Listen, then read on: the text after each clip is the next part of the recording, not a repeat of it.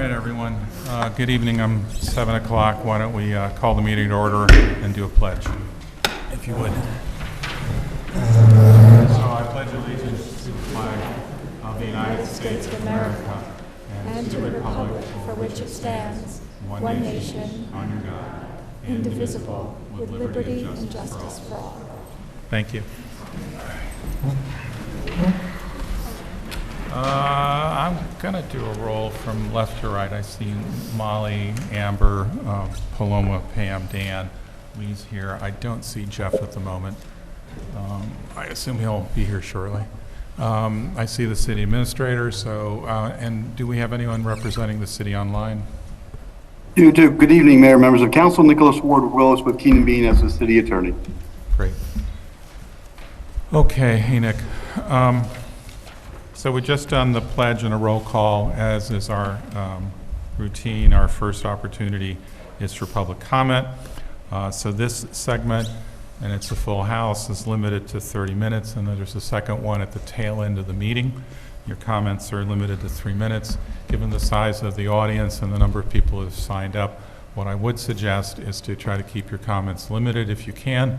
And if your comments have been raised by others, you can simply shorten it down if that's possible. And again, I think that would be polite to those, because I think we've got a lot of people who would like to speak. All right. For the roll call, Jeff from Ward 2 is now here. Hey, Jeff. So let's start up. And again, first person, Lee, can I say one procedural thing? There might be people here who are here actually for the parking minimums thing, and just say that this is actually their opportunity now. Right. So the only other thing that Molly's reminded me is there's two public hearings. So your comments should not include comments on the public hearing. If you're here to comment on either the minimum parking requirement, which we are going to adjourn to March 18th, I think you'll have to wait for your comments till that point. And then there's secondly a public hearing with regards to a very slight change in how we calculate the grievance day in Beacon to be consistent with state law. You can certainly make remarks on those. Again, that first public hearing is going to get adjourned, just so you know.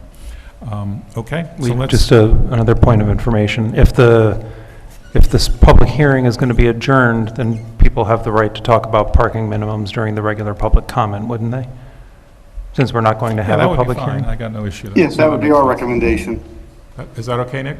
Right? That is, yes. That is, you're not holding the public hearing, you're adjourning it. It's not being open. So if there are any public comments on parking, it would be appropriate to either defer them until the hearing, or if they wish to make them, and make them tonight during public comment. All right, so that makes your public comments on virtually any topic except the adding of the how the day is calculated for grievance day. All right, I know that many of you will have comments on that particular area. So let's start up. Peter Ulian is first on the list.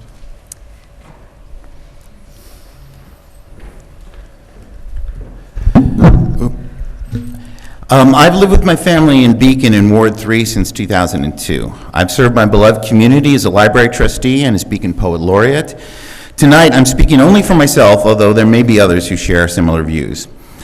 I personally support an immediate and complete cessation of hostilities in Israel and Palestine for all combatants: the Israeli government, Hamas, Hezbollah, Syria, Iran, Islamic Jihad, right-wing West Bank settler militias, and any other belligerents in the region, and the immediate return of hostages and a massive influx of humanitarian aid to Gaza. If Israel only ceases fire and Hamas does not, Hamas will undoubtedly commit another atrocity like October 7th as soon as they can, and Israel will respond, and we'll be right back where we are today. I want to thank the City Council members, those who support a ceasefire resolution and those who don't, for their thoughtful remarks at last week's meeting. I agree with the view that bringing Beaconites together for dialogue and reconciliation is the most productive way forward right now, rather than a ceasefire resolution. I encourage you all to read Rabbi Brent Spodek's piece on this in the Highland Current. If a resolution does proceed, please look at the European Union resolution, which uses inclusive language and calls for accountability on all sides. As a Jewish member of the Beacon community, it's important for me that my leaders recognize both that the suffering of Gazans is unbearable and unacceptable, and also that the purpose of the October 7th attacks that wantonly murdered and mutilated Jewish civilians, including pregnant women and babies, was not to resist Israeli government policy, but to terrify Jews around the globe, including me and my family, and to promote worldwide anti-Semitism, for which it was unfortunately highly successful. Anti-Semitic incidents went up 300% before Israel had even responded, and anti-Semites were emboldened. Islamophobic incidents have also gone up sharply, and this was also Hamas's intent, because the continued suffering of both Jews and Palestinians helps Hamas's propaganda and fundraising efforts. There must be recognition that Jews and Palestinians are both the indigenous people of the region. Genetic testing proves that most Jews and Palestinians have DNA markers that connect their ancestry directly to the Levant. A long-term solution must affirm the rights of both Israelis and Palestinians to live in peace, freedom, and security in their ancient and present-day homeland. Thank you. Thank you. Noha Websnyder, help me out. Pretty good. Hi, I'm Noah Wipe-Snyder, and I'm in Ward 3. First of all, I just want to thank you all for your very heartfelt remarks last week. I can imagine that the job you thought you signed up for is not what you're having to go through today. Like you, I'm horrified by what is happening in Israel and in Gaza and throughout the Middle East. Not only what is happening there, but really in Syria and Iran and Sudan and China and Burma, among many other atrocities that are happening all over the world and that have been happening and that have happened since the time that we've had a city council. With everything that is going on, I have to ask why we would consider passing a resolution by the Beacon City Council when that has never happened before, when this council has never made a statement about international politics. And if you do, then why this? And what is the statement that you're making to Beacon residents, and especially to Beacon Jews, who are a minority that have been persecuted for thousands of years? And if this is the one time that we pass a resolution, then what are we saying? As a Jew, and as somebody who was born in Israel, I have felt so much fear for the last few months. Fear for myself, for my family in Israel, most of them are still there, for my children who go to Rambout and BHS, with all the anti-Semitism that is on the rise there today, but also for what is to come for us in the future. And if we, as a community, aren't able to come together and have a conversation that looks different than what is happening there, and if we can't get beyond just slogans and propaganda and statements that aren't a true dialogue, how are we any better?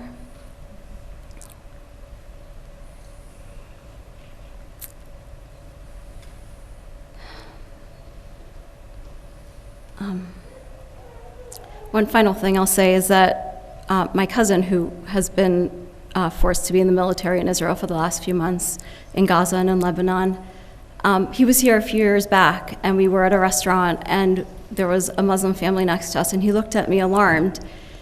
And I said, no, this is America. This is a place where we do all come together, and we are all together, and it's safe.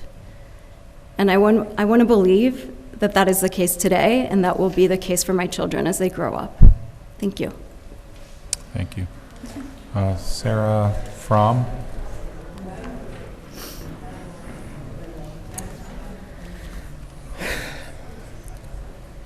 Good evening. My name is Sarah Fromm, and I am a resident of Ward 1. And I'm here to speak in favor of the Beacon City Council passing a ceasefire resolution. I have been an active member of the Jewish community and synagogue here in Beacon for nearly a decade. Over the past 15 years, I've also worked with dozens of Jewish leaders and nonprofit organizations in my professional capacity. I have deep roots in Jewish community, and over the past decade, my family and I have established deep roots here in Beacon. I'm here to tell you that there is not one singular Jewish position on this issue. There are many of us in the Jewish community who see a ceasefire resolution as an expression of solidarity with others and know that it is only in solidarity that we become safer from anti-Semitism. We feel compelled to make a clear and moral call to preserve life and see ceasefire as a first step towards a lasting peace, not an impediment to it. We know that dialogue, of course, is always a component of peacemaking, but that we cannot dialogue and we cannot expect our neighbors to answer our calls to dialogue if we don't first acknowledge the disproportionate destruction of human life that is being committed in our names, and then do everything we can to stop it. In December, along with other Beacon Jews, I co-organized a menorah lighting in front of Representative Pat Ryan's office to demand that he call for an immediate and permanent ceasefire between Israel and Hamas and a release of all hostages and prisoners of war by both parties. Dozens of Jews and our allies showed up, and this was just one of many, many, many actions organized by Jews, Palestinians, and others to spur Congress and the president to change course. You are not Congress, and you are not the president, but you do have the power to act in your capacity as local leaders to apply upward pressure in favor of peace. In issuing a recent statement about local ceasefire resolutions, the group Rabbis for Ceasefire writes, "It's fully within the purview of local municipalities to speak out in this way to amplify the rising majority of Americans calling for a ceasefire. As taxpayers, we have a stake in where our tax money is going, and I would like to see more of it coming home to Beacon rather than supporting indiscriminate killing abroad. The statement does not have to be complicated, and there is ample wisdom among your constituents to advise you on what such a resolution could look like. You don't have to be a foreign policy expert, just as I assume as you don't enter as subject matter experts on every single issue that comes before the council. Join the 15 city seconds. councils of Atlanta, Chicago, Minneapolis, St. Louis, Newburgh, Albany, tonight Hudson, and scores more across the country, and use your collective voice to call for an end to this horror." Thank you. Hey, folks. So the clapping I would ask that you refrain from. It makes it harder for others to speak, and it's not consistent with our rules. So if you could, and it's an easy thing to do, and it can be respectful of other speakers, so thank you. Kamel Jamal.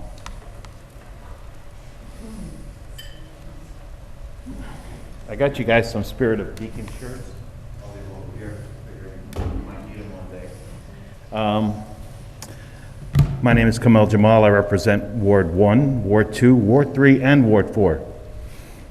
The last time I was able to speak, I opened my heart. Today is a little bit different.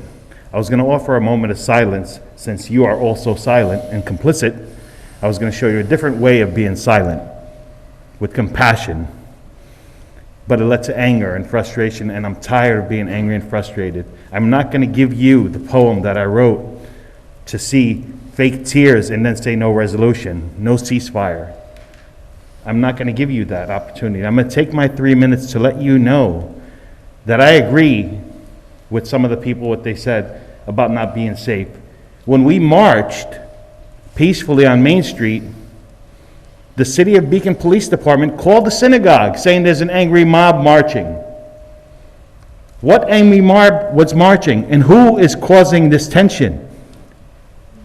The City of Beacon Police Department called the synagogue and told them that there's a mob marching. You tell me, where are we marching? Where do you see anger? And this was told to me in my office, and I was going to keep it quiet, but I can't keep it quiet. I can't stay quiet to this. I can't stay quiet to your silence and how you do not see.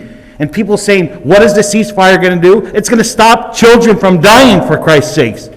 Do you not see what's going on? Do you not see the lives that have been ruined? Do you not open your social media? Is it a political movement that you're doing to get higher up? There's people dying. There's people dying. And when the smoke clears and the rest of the world joins in and this says they demand a ceasefire and the smoke clears, where will you be? Where will the city council be, Beacon? The city that's for diversity, where are you? When the smoke clears, I will remind every single one of you. In this city, I will remind you all where this council stood, where these people stood that are saying no ceasefire, where a man of God, a rabbi, says no ceasefire. Bring it down. You justify that for me. I'm not going to stay calm. This is my 3 minutes. You practiced your speech on me last week, and you used it on the town board meeting. Don't give me that lower my voice. There's no time to lower our voice. There's people dying in front of your eyes, and you guys care about your political movement more? Shame on you. Shame on me for sponsoring Little Leagues. Shame on me for sponsoring the PTA. You want to talk about PTSD? This is my PTSD. You do not know what we go through every day. You represent the city. I say you guys get voted out for taking this long. Even if you vote for a resolution, the rest of the world sees, and the rest of the world will vote one day. And it'll come, and Palestine will be free, I assure you. And if it's not my lifetime, my children's lifetime. And they will know where you guys stood. They will know how you look at me in your face with your crocodile tears and say, we can't pass a resolution. Pat Ryan needs you. You do not need Pat Ryan. My name is Kamel Jamal. Ward 1, Ward 2, Ward 3, and Ward 4.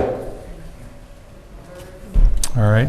I appreciate the audience trying to refrain from the applause or any other activity that interrupts the speaker or that could potentially intimidate other speakers with other points of view. There's no intimidation, So, sorry. Okay. We need to run a calm meeting. I was respectful and allowed an exceptionally loud voice. I would ask everyone else to refrain from being that loud. All right? I think it's respectful for all to do that. I think others in the room will hear that and will feel intimidated, and that's not the environment that we want. All right? Thank you. Brent Spodek.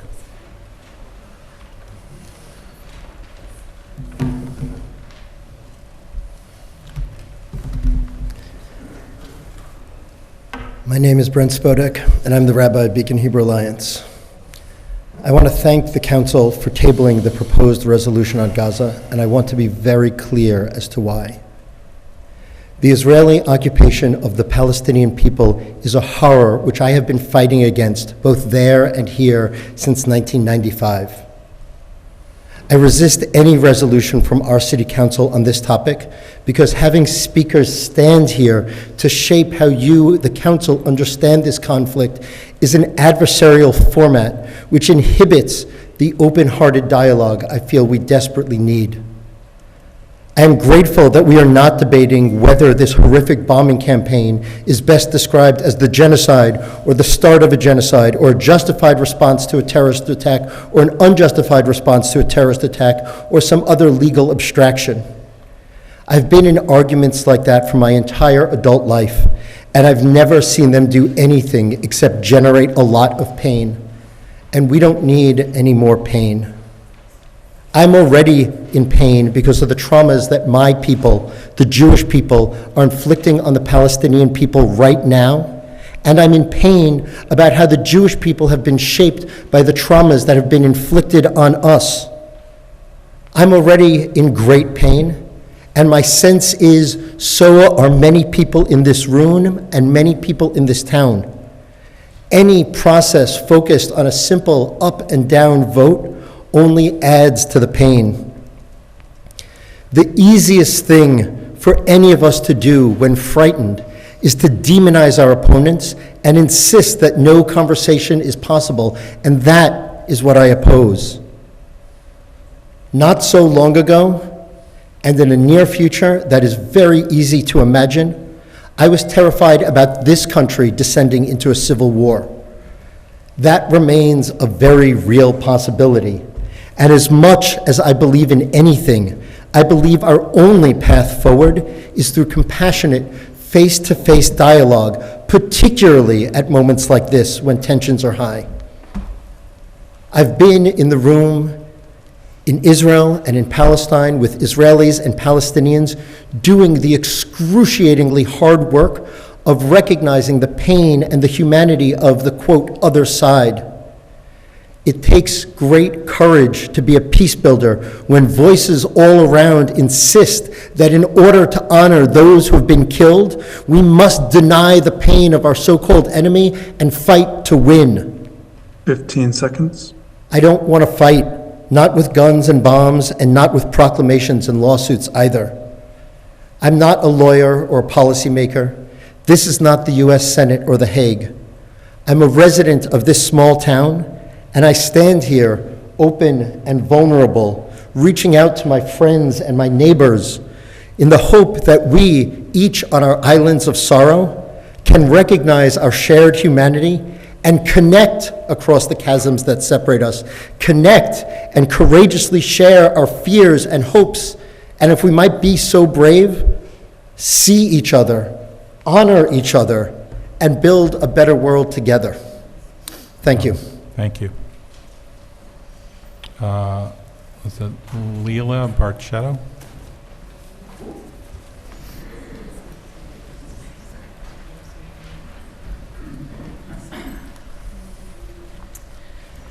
My name is Lila Barchetto, and I'm a Jewish Beacon resident of 10 years, and I fully support this ceasefire resolution. Our tax dollars are funding the genocide of Palestinian people, the collective punishment of innocent men, women, and children. Israel is an apartheid state, a colonial project, and a racist, theocratic ethno-state that has not and will not save Jews from anti-Semitism globally. Beacon owes no allegiance to Israel, and neither do Jews for that matter. Bibi Netanyahu and his fascist cabinet do not care what our little city does. Netanyahu doesn't care what President Biden says or what the International Court of Justice rules. The Israeli government has spoken clearly and plainly that they wish to annihilate Gaza and murder as many Palestinians as possible. The Israeli government has repeatedly prioritized vengeance over freeing hostages. Not even the lives of their own citizens could deter Israel's goal of total destruction, ethnocide, and genocide in Gaza. There is no complication. By calling for a ceasefire in Beacon is taking a stand for its residents and sending a message to the New York State and federal government that we do not condone genocide. There is nothing anti-Semitic in the language of this resolution. The purposeful conflation of Jewishness with Israel is at its core anti-Semitic. The redundant lamentings of long-standing complications to this issue is willfully distracting and deeply patronizing. Please, speak plainly about what this slippery slope is descending into. Take the time to be specific and tell us what is so complicated. If the opposition to this resolution cannot do that, then they have said nothing. The City Council should pass this resolution to ensure that we are truly the welcoming, safe, and inclusive city that we claim to be. Israel's genocide of the Palestinian people is costing Beacon an average of $200,000 taxpayer dollars a year. The environmental cost is beyond measure. I cannot overstate the cost of our collective and individual humanity if we do not act now as a community and call for a ceasefire in Gaza. Thank you. Thank you. Thanks, folks. I appreciate the holding the claps. Karen Mendoza?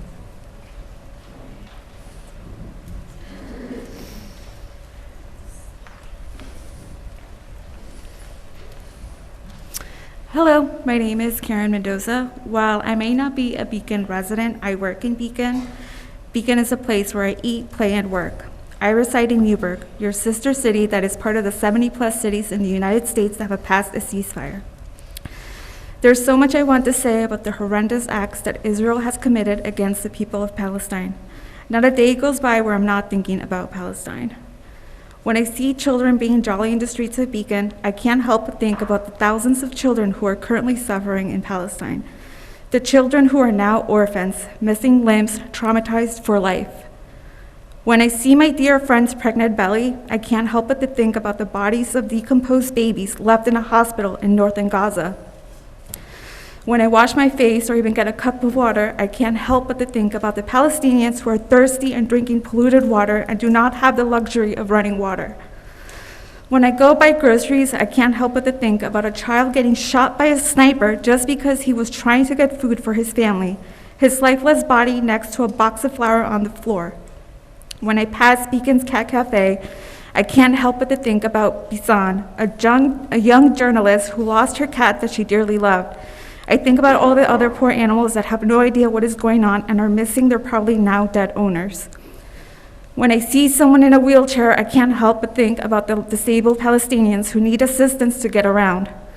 When I spend time with my family, I can't help but to think about the thousands of bloodlines that have been wiped from this earth. This is ethnic cleansing. This is a genocide.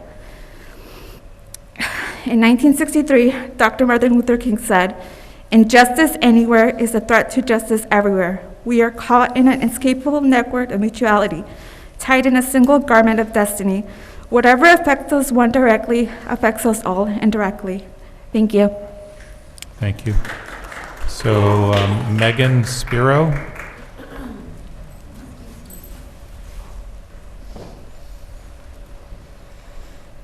Hi, my name is Megan Spiro.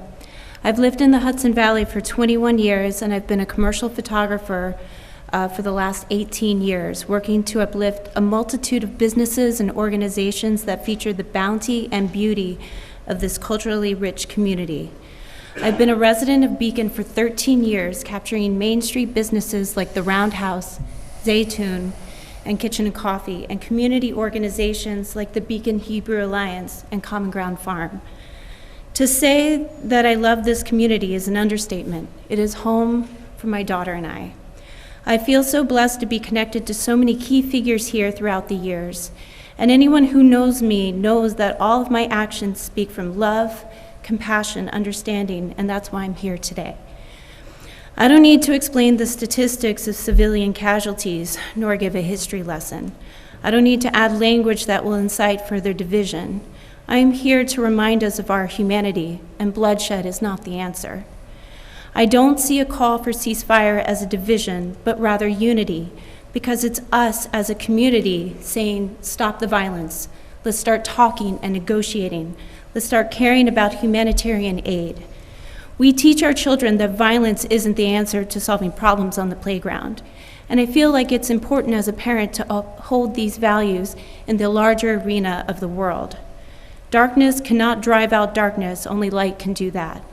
Dr. King knew that fighting violence with more violence only feeds into the paradigm of hate, and that's what's happening here. I want this community, our community, to be a beacon of light and love, and I beg you to search your hearts for all the blocks of fear that prevent you from seeing that we're all in this together, and that our actions, big and small, have ripple effects around the world. Let each action lead with love over hate, with compassion over complacency. I call for our community to proclaim a ceasefire resolution, demand all hostages on both sides to be released, and humanitarian aid to help those so desperately fighting to live in Palestine. This is not about, I'm nervous. This is about being a good human to the children of the world. Thank you. Thank you. Is it Kitan Nathle?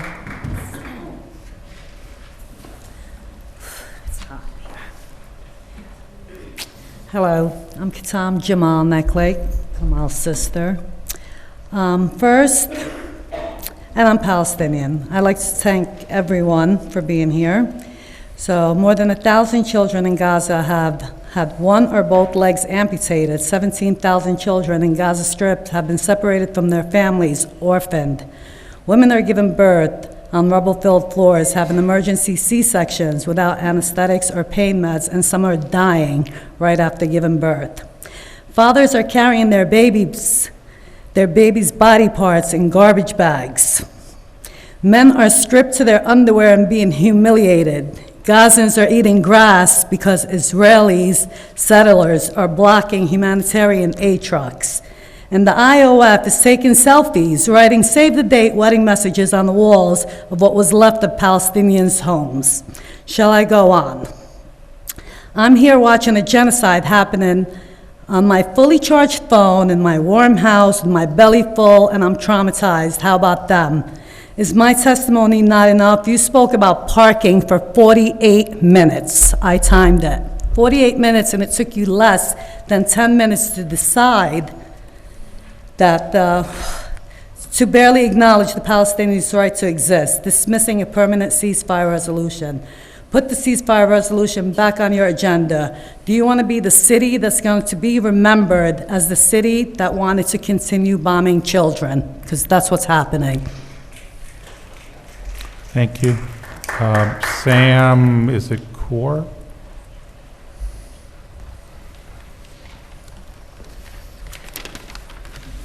Hi, Sam, resident of Ward 3. Before I start, I want to thank Paloma for your courage last week. I love living in Beacon, and it's one of the things that I love most is the people that I've met here. The diverse and inclusive community is why I choose to stay. But the rise in racism and Islamophobia is deeply concerning and has brought me here to speak tonight. When I hear about Palestinian Beaconites being called terrorists by others in the community, it brings me back to when I was a child in downtown Manhattan after 9/11. It reminds me of when my classmates were called terrorists for simply wearing hijabs, of racial profiling I'd witnessed on train platforms on my way to school, or the countless racist slurs yelled at strangers passing by, and the list goes on. All systems of oppression are interlinked, and while I am not Palestinian, I deeply empathize with them during this inconceivably painful time. As a non-binary queer person of color, it feels deeply personal. For context, I am Chinese American, and during the COVID outbreak, my family experienced blatant racism and xenophobia while simply living our lives. From people asking to be seated further away from us in restaurants, to strangers trying to spit on my mother while crossing the street. If it can happen to our Palestinian brothers and sisters, it can happen to us.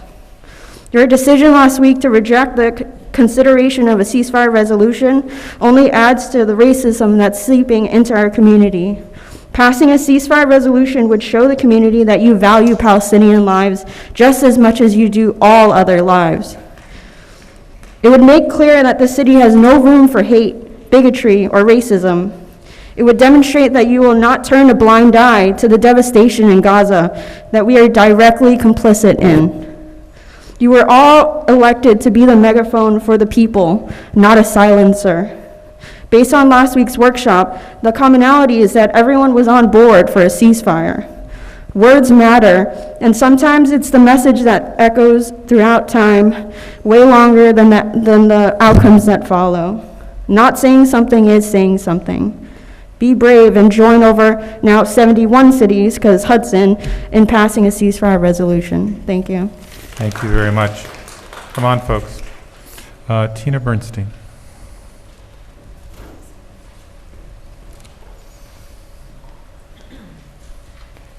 I didn't prepare anything written, and there's so many things I could say. First of all, there's a lot of pain in this room, and the pain is not exclusive.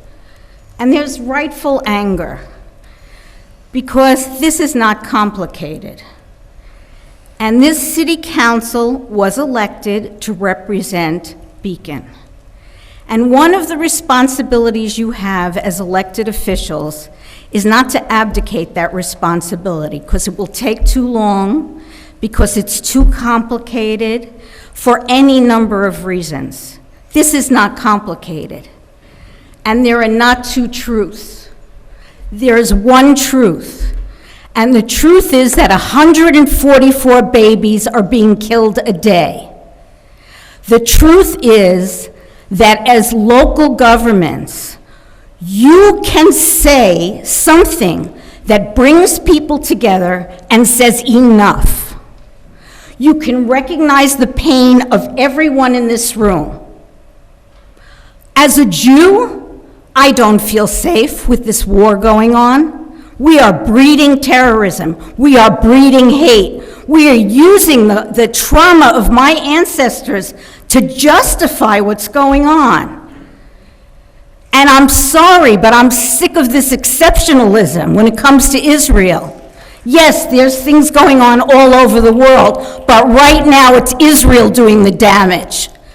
I have family there. I have friends who lost other dear friends and family on the kibbutz from what Hamas did. I deplore those deaths, and I deplore that people were in prison, just as I deplore the thousands of children that are imprisoned every single day in Israel, tortured.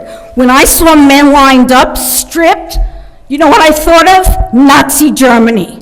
I thought of the movies I grew up with. That's what I thought of. So you know what? I'm angry, and other people here are angry because you're abdicating a responsibility. That's not so very difficult. Come up with language you can agree with, but stand for humanity and say enough is enough, like other people have had the courage to do. Just today, I'd like to read a quick quote. There was a ceasefire resolution passed at a Pennsylvania college, okay? And these were the words. 15 Of course, seconds. we're a local body, but that doesn't mean resolutions like this are not important as a statement of our values. I have no illusions about this. Our resolution, it's not as if Joe Biden is waiting for the resolution from State College Borough in the mail. But that does not mean its impact is zero. It's like a drop of water, and with enough drops, canyons are carved. So think about what you can do, not what you can't do. Thank you.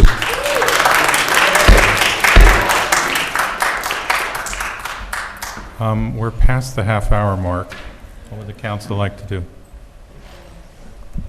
I think we have a relatively short business agenda. I wonder if it would be appropriate to move forward through that, but I'm also open to other thoughts. So how about we go through the agenda, the second opportunity for public comments? We'll leave that open. Is that all right? Sure. Okay. Yep. All right. That's the first half hour. I'm appreciative of all the remarks. There will be a second opportunity for public comment in the second half hour. I know there's a long list here. If you're patient, you will get to you. All right. Lee, I just want to clarify this. The second opportunity for public comment, I don't believe has a 30-minute cap. I think only the first that's correct. Only the first public comment has a 30-minute limit. All right, let me check. Is that okay? Lee, I'll pull that while you're... Yeah. So we've got two public hearings. The first one is a hearing which is a continuation of a earlier hearing, which is concerning minimum parking requirements. I'm looking for a motion to adjourn that to March 18th. Motion to adjourn to March 18th. Second. All right, and just to clarify as to why we don't think that we're ready with language that is appropriate for a public hearing yet, so we're working our way through it. Any other comments on this before we adjourn it? One thing I would like to say regarding this is that I really found your demarcation of the buckets helpful, and I feel like some of the comments I've seen over email kind of conflated some of those buckets, so either ask you or Nick to see if there's a way in our agenda for next week to actually lay out those buckets in our agenda. I think that might be helpful both for us and the public. Okay. Yeah, give us a hand on that, Understood, Nick. yes. Okay. Anything else on this? All right, so all in favor of adjourning the public hearing concerning minimum parking requirements to March 18th, say aye. Aye. Anyone opposed? Okay, the next one is a public hearing regarding a proposed local law. It concerns grievance day for property tax assessments. Can I get a motion a second to open it? I don't have to get a motion a second to open it, right? That's right. Nick, will you explain how this, what this proposed local law is doing before we open it up to public comments? I will, Mayor, thank you. So New York State law allows property owners to grieve their assessments. Real property is assigned an assessed valuation that is then relied upon to assess real property taxes. So that valuation is set once a year. Property owners have a right to file a grievance on grievance day, seeking to be heard before the Board of Assessment Review to have that valuation reconsidered or challenged. That is typically the fourth Tuesday of May. That date is set forth in the section 199-55 of the City of Beacon City Code. However, New York State real property tax law provides that when a municipality shares an assessor with another taxing jurisdiction, as Beacon does with East Fishkill, that the municipality may select a different day for the hearing of grievances for residents to challenge their tax assessments. That day has to be heard immediately following the fourth Tuesday of May. So when the local law was adopted by Beacon to create section 199-55, establishing an alternate day for grievance day, it was stated that the day would be the fourth Wednesday following the fourth Tuesday. That made sense until we came to leap year, where the fourth Wednesday is in fact before the fourth Tuesday because there are 5 Wednesdays. So we have this little quirk that we need to correct so that our grievance day is in accord with the state law, because grievance day cannot be 2 days, it can't be before the fourth Tuesday, so it needs to be 1 day. So this is a public hearing to hear a minor correction to establish that grievance day in Beacon will be the Wednesday immediately following the fourth Tuesday of May. All right, so that's really clear, right? All right, so we're shifting it to the fourth Wednesday after the fourth Tuesday, as opposed to simply the fourth Wednesday. Having said all that, if you'd like to make a comment on this significant change, this would be your opportunity to do so, because as you know, we have public hearings for every single law. I would ask that you keep your remarks specific to this particular topic and narrowly so. Thank you. Who's up first? Clark Edmond, 2 Wilson Street. It's not a simple discussion to be had why the city of Beacon has an assessor who serves in East Fishkill and Beacon. And it is not trivial to point out that the nuances of the state system allows for a considerable amount of favoritism and fraud. It is also noteworthy to note that the Fishkill farms, the Morgenthau family, 3 generations, and the Trump properties nearby, lay considerable unique interest as to why the power of those owners have over dominion over the United States and the world. A simple search of Wikipedia and looking at 3 generations of Morgenthau's would reveal that the Ottoman Empire was broken up by an ambassador named Morgenthau. And his son served as district attorney over Wall Street for over 30 years. I won't go in tonight to the personal experiences I have in this particular industry, except to say you will be shocked to understand the linkages between these historic figures in Beacon today. I will, however, endeavor, to further explain why having an assessor in 2 communities has impacted the quality and the efficacy of assessments in this community and are more tightly aligned with the shenanigans that have happened in Manhattan for the last 60 years in terms of property taxation. So what we have here is we have a hired gun for corruption. And so that's why you need 2 days, because we don't have someone who sits there in the office defending day in and day out the inconsistencies. And I'll give you an example. Take Family Dollar, take Loopers.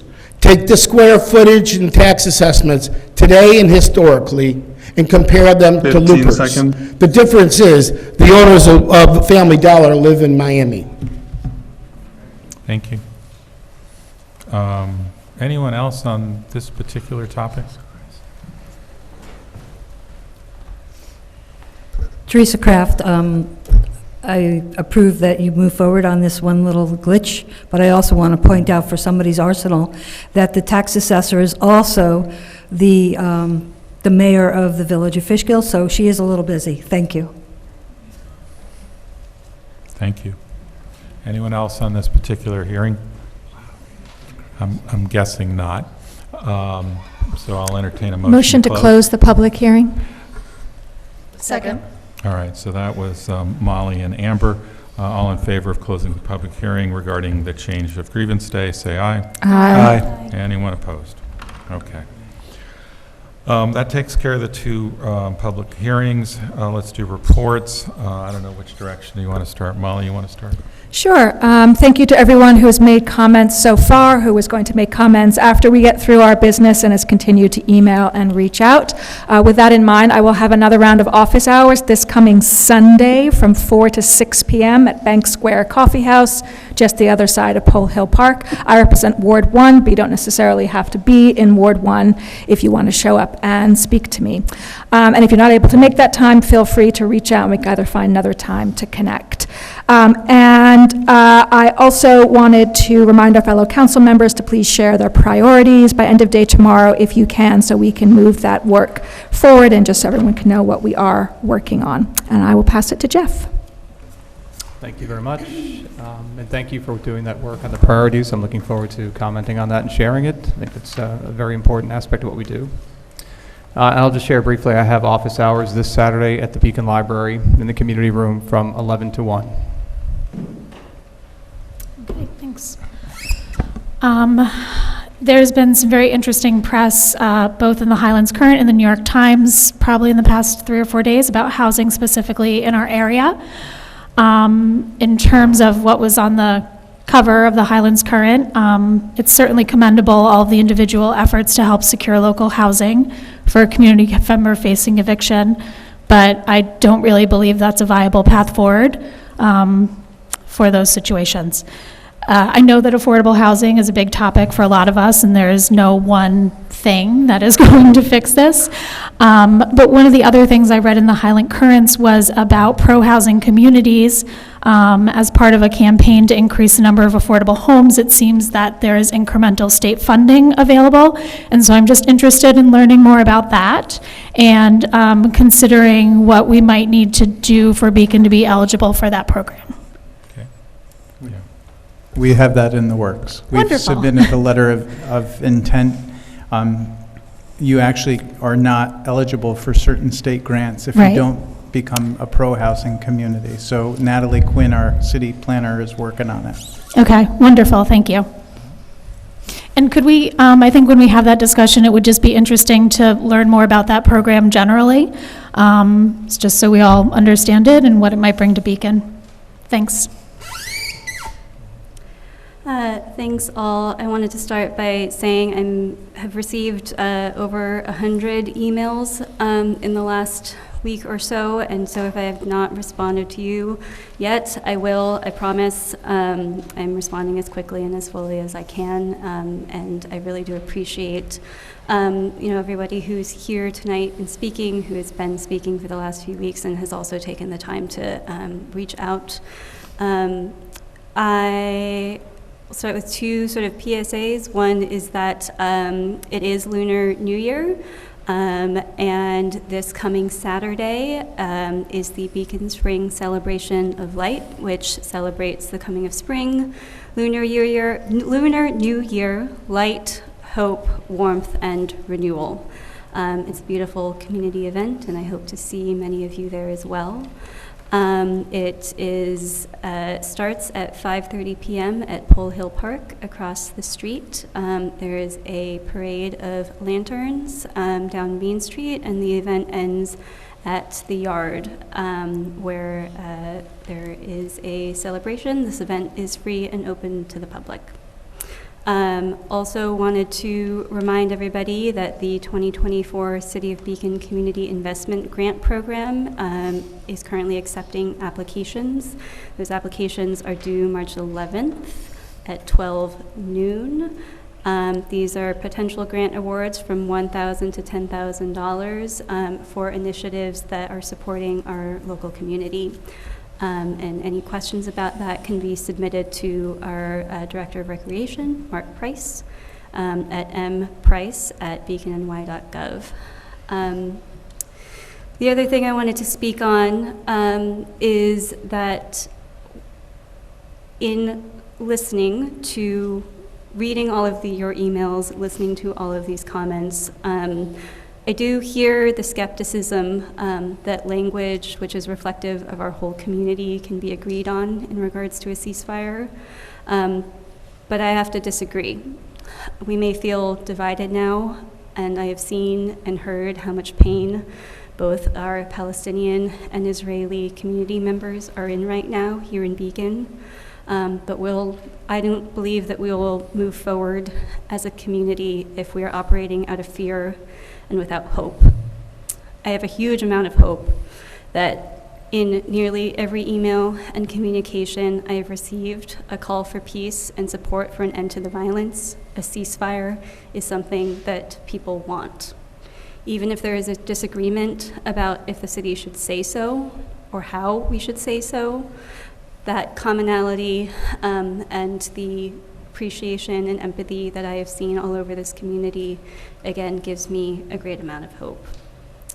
I believe language can be found to support this, language that helps us articulate our common purpose in our pursuit of peace and human flourishing within our community here in Beacon. While I do personally believe and see from what I've seen and what I've heard that a city resolution in support of a permanent ceasefire in Beacon is a step toward repairing the tears within our community, I'm also working diligently to put together a community conversation, as many folks have asked for, which you may hear about further in the coming weeks. Again, please do reach out to me. I don't have office hours currently on the schedule, but I am very open to speaking. My email is pwake@beaconny.gov. Thank you. Good evening. I also have gotten several hundred emails, and reading them, I apologize that I'm probably not going to answer them all, but I am reading these emails, and as Paloma says, you know, a lot of them do have common language.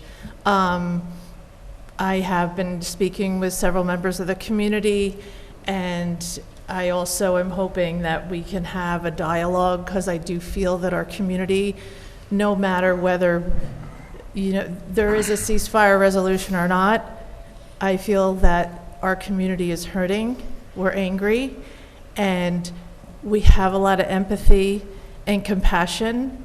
However, there's just so many different sides, and it's not two sides. I think we're all in the same direction, but maybe all at different levels. But I know we're working on, I know myself, we're working on a statement, you know, to send to the representatives as individuals. And we'll see how much further we go, but we definitely need dialogue also within our community. I just wanted to, you know, last week I listened to our planner, Natalie Quinn, talking about lighting and how it affects our community. And I'm just wondering if we can look at a business that is closed, Healy Brothers, that their lighting is all still on. If we can, I don't know how we can look at that to see if they can turn off some of their lights at night and maybe during the day, to have better lighting for our community in that area. And with that, I also wanted to look at with the complete streets, if there is a way, Dutchess County, they have a, you know, applying for assistance for improving bike and pedestrian infrastructure, but there is a deadline of February 23rd. I don't know if that's something in a scope that we could reach out to them, to be on a list of looking at transportation-related projects on the Fishkill Avenue corridor. And one last thing on next Wednesday, February 28th at 5:30 here in City Hall. The county is going to be coming down and talking about the bus route changes that are going to be affected starting in June. So hopefully some people will be able to attend. I hope to attend, and hopefully we'll, if anybody can attend and want more information, they could reach out to either the county or myself or anybody else on the city council. Thank you. Thanks. I just want to say thanks to everybody who sent me an email, everybody who's spoken in this room, people who came to my office hours, everybody who has voiced their opinion on the matter before us. I don't have any announcements tonight, but I just do want to say that silence does not always mean complicity, and that a resolution is one of many different tools available to City Council to influence public officials, or to even make comments about healing or the pain that our community is feeling. That there's multiple City Council members, I'm among them, who are working on alternatives to a resolution behind the scenes that we hope will be more effective in influencing the federal elected officials who can actually affect this issue. And for those of us up here who support a ceasefire, we are working diligently to use our power and powers that we believe are more effective than a resolution itself. So I just wanted to say that tonight. Thanks. Thank you all for your comments. I'm very appreciative of everyone in the audience, and I'm interested in hearing more. As a result, I'll limit my comments to that. So, City Administrator? I don't have anything, Mayor. Okay. Great. So let's move on, and we'll give some more time to hearing folks. I think we have 2 local laws to work on this evening. The first one is authorizing some budget amendments to this year's budget. Can I get a motion and a second on that? Motion. Second. Molly and Pam, and then Chris, would you take us through what the amendments are? Sure. These are 2 amendments to the general fund budget. They're not local laws, they're just budget amendments. The first is to allocate $19,000 from the city's contingency fund for the emergency repair of our 2015 fire ladder truck, which had a failure of its hydraulic system. So this would move $19,000 from contingency to the fire department's repair of equipment. The second amendment is resulting from a $20,000 grant that the city was awarded to purchase thermal imaging cameras. So it basically puts that grant on our books, and then it allows us to purchase 8 thermal imaging cameras. So this paid for about 6.5 of those 8. And that's all we have. And I did, the prior council had asked for updates on how much is left in contingency after we do this. We started the year with 100,000, so this leaves us 81,000. We also have contingency for retirement, which is a separate line, and we haven't touched that. Okay. Any discussion on these? Just curious about that contingency. Could it be used for mediation, for facilitation of an event? Should we proceed with a community dialogue? With a vote of the city council, you can use it for whatever you choose. However, we did estimate it based on things like repairs and other things. So I'd like to at least have a conversation. There's some other repairs we have to work on too. If you know what Yes, I mean. we didn't budget for those, so maybe. Yes. Yeah, I don't think the dollar amounts are large enough to worry us, so we shouldn't concern ourselves with that as an issue to prevent us. Okay, so all in favor of these couple of amendments, say aye. Aye. Anyone opposed? Okay. And then the second one, I'm looking for a motion and a second concerning a law that will change grievance day by adding 4th Tuesday in front of 4th Wednesday. Motion. Second. So I'll do Pam and Molly. Any comments on this one? Mayor, just a point of order. In your packet, you still have proposed local law 2 as it's labeled, but since this has jumped over the parking, this will, once you pass it, it becomes local law 1 of 2024. Yes, but if you open that, you will find that the title is proposed local law 2. So it was proposed local law 2, but Now it's going to be local law 1. So we'll renumber accordingly going forward. My only comment on this would be just to point out that part of the reason that this is arising is we do have an assessor who works for 2 communities. That is a program that the State Office of Real Property Tax Services runs, and it is not the norm, but it is fairly common. There's another split assessment, they're called CAPS, Common Assessment Program, and we share an assessor with East Fishkill, and Fishkill shares an assessor with Wappingers. That basically reduces our cost for an assessor by half. And the reason that it arises is New York State has assessing done at the local level. That means there are 1,000 towns and cities that do assessing. Most other states do it at the county level. Actually, a couple states do it at the state level. So you can imagine what the efficiency is of consolidating that activity. And part of the reason to have caps is to allow communities that are too small to pay for a full-time assessor the opportunity to have a professional full-time assessor, but to split that cost with another community.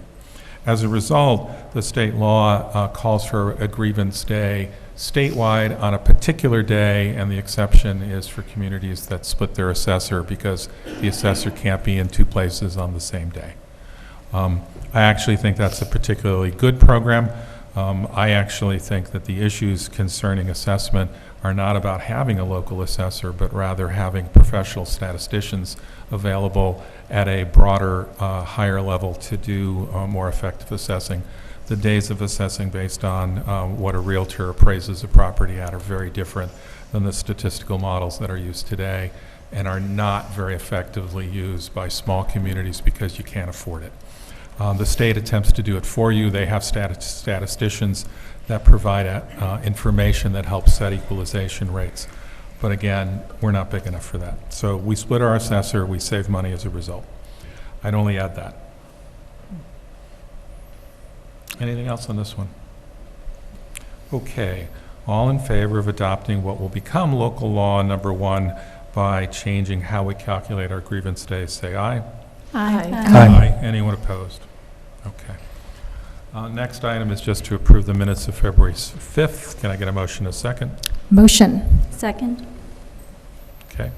Any comments, additions, changes, deletions, corrections? No. Okay. All in favor of adopting the minutes of February 5th, say aye. Aye. Aye. Okay. I have an announcement. The next meeting would be next Monday, February 26th. That will be at 7 p.m. That will be a workshop where the city prepares, the council prepares for its business at the next formal meeting, which will be the Monday following that and the first Monday in March. That brings us to our second opportunity for public comment. I'm told the way that our rules read that any public segment is limited to a half hour unless the council votes otherwise.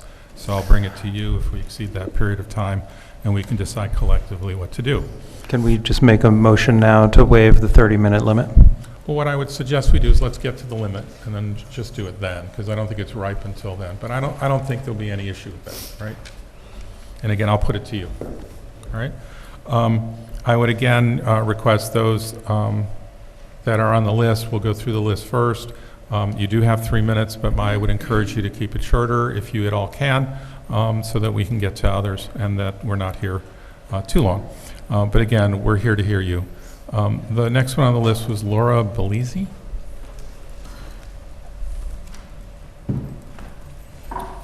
I'm Laura Bellizzi. I live in Ward 2. I've lived in the Lower Hudson Valley my entire life. I wish I didn't have to state my identity as a Jewish person here, but it seems to be relevant. I would like to say that a statement is not enough. A statement to our representatives or a statement to the community is not enough. Silence most certainly is complicity. Do you want peace and quiet, or do you want peace and justice, as I have heard it stated? I'm here today to appeal to you to stand with me for human rights, to stand with us. Your work here, city councilors, can be of great importance. It could be of great importance to the people of Beacon, to our congressional district, to the state of New York, and to our greater United States governance. You are charged to act for the best interest of the people of this city, and I assure you, the safety, justice, and equality of all people all around the world is what's best for the people of Beacon. Councilors, we urge you to consider introducing our resolution for an immediate and permanent ceasefire. This resolution has been drafted in cooperation with Jews, Palestinians, and other members of our community. Not only because it is the right thing to do, but because you are duty-bound to represent the values of your constituents. And the people have spoken. The people have spoken here tonight, on social media platforms, in Pole Hill Park every Sunday, through art and poetry and music, in the cafes and restaurants and businesses of this city. Your constituents bid you to utilize the platforms bestowed upon you by the people to urge our congressperson and the Biden administration to call for permanent ceasefire in Gaza. The U.S. has immense power to influence the proceedings of this unprecedented aggression the Palestinian people are experiencing at the hands of their occupiers, Israel. The people of the United States, the people of Beacon, charge our government to stop this instead of watching disinterestedly and, at worst, actually abetting what will soon be officially deemed a genocide. If everyone, every city council in this country said their actions would amount to nothing, we never would have had any of the great movements that have shaped our history. If no one ever tried, we never would have had the civil rights movement that my Jewish mother marched in. Do not abdicate the democratic process by saying your actions would be useless.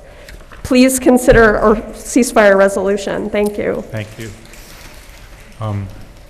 I recognize people are attempting to be supportive. I would just ask that the most respectful thing you can do is let the people speak. And if there are others who might feel intimidated by your actions, you might be respectful of them as well, because we'd like to hear everyone. Nicolette Dakin?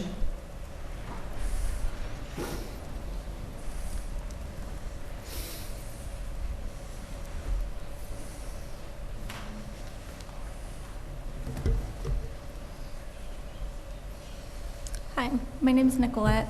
I live in Beacon Hills, so although I am not a Beacon voter, I am part of the Beacon School District and consider myself very much a member of the Beacon community. Sorry. I'm speaking to you today to urge you to adopt a ceasefire resolution. Yes, Beacon is a small place, but a ceasefire resolution has far-reaching impacts beyond these walls. When city councils passed divestment legislation to protest South African apartheid in the 80s, it was those local policies that finally pressured the federal government into action. When city councils adopt resolutions like this, it can create a critical mass that turns the tide of national politics. I also want to emphasize that the majority of Americans support a ceasefire, and we are increasingly feeling ignored by our representatives. In under 2 weeks, 289 Beacon voters signed our petition for a ceasefire resolution in Beacon, including 68 from Ward 1, 73 from Ward 2, 63 from Ward 3, and 72 from Ward 4, as well as another 110 people from the surrounding towns, including Beacon business owners and other members of the Beacon School District. I have copies of the petition signatures for each of you if you're interested in reading what voters in your ward wrote to you about why they are supporting a resolution. These are voters who heard you say that you support a ceasefire and are now looking to you for leadership. I also want to remind you that the actions of Israel impact us all. As we all know, we are in the middle of a housing crisis and desperately need more resources. Yet every year, $200,000 of Beacon's tax money goes to fund the Israeli military, with another $14 billion already being proposed in the Senate. Lastly, I'm speaking today because I'm tired of the name of the Jewish people invoked to defend such horrific violence. I come from a mixed-faith family. On one side, my grandparents were Eastern European Jews. On the other side, my grandparents were Greek refugees from what is now Izmir, Turkey. Rather than holding on to bitterness about what they had endured, my family taught me to stand in solidarity with those that are suffering, to carry my neighbor's grief and suffering and struggles as my own, even though our struggles may look very different. I am not an expert in foreign policy. I am not a historian of Middle East politics, but I do have moral clarity. I know the Jewish values that I was raised with. And those values tell me it is wrong to sit idly when over 30,000 civilians, including 10,000 children, have been murdered. So the question I ask you is, if you have that same basic moral clarity, then do you have the courage to stand by your convictions? Thank you. Thank you very much.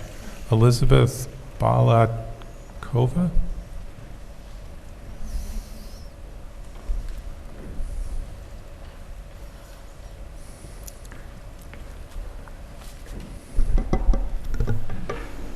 Good evening, City Council. My name is Elizabeth. I do not live in Beacon, but I'm an organizer with Beacon Climate Action Now. We recently developed a book club to further educate ourselves on the history between Palestine and Israel, where Binnacle Books graciously hosted us. And in December, we hosted a letter writing event that had community healing in mind. We sent over 200 letters to Pat Ryan demanding a permanent ceasefire. Although I don't live in Beacon, we are neighbors. I am a proud resident of Newburgh, where our city council has a backbone and represents its constituents. They listen to what the majority of its constituents want and don't let their own fears or opinions cloud their judgment. It was disheartening to hear your lack of self-belief during the workshop meeting. If you don't believe you have the power to make change from your position, then do you believe in any of the work that you do? Over 70 municipalities have passed resolutions. Hudson passed a resolution about 2 hours ago. They believe in their impact. Why don't you? I'm a first-generation child of immigrants. My parents left Russia in the early 90s for a better opportunity in America. I have to witness the media and our politicians ridicule and criticize Russia in every way possible. But I know that I am not the Russian government. Their decisions do not reflect me as a person. When the war broke out between Ukraine and Russia, no one asked me if I felt targeted, felt unsafe, or if I felt there was division. No one offered an invitation for dialogue. So why during this horrific violation of humanity we pause and demand for dialogue first? While humanitarian aid is being cut from Palestinians, with innocent civilians starved to death. Pat Ryan organized a call on President's Day to hold dialogue on the Israel-Hamas war. Over 200 constituents joined, and we quickly realized this call was only advertised to pro-Palestine voters.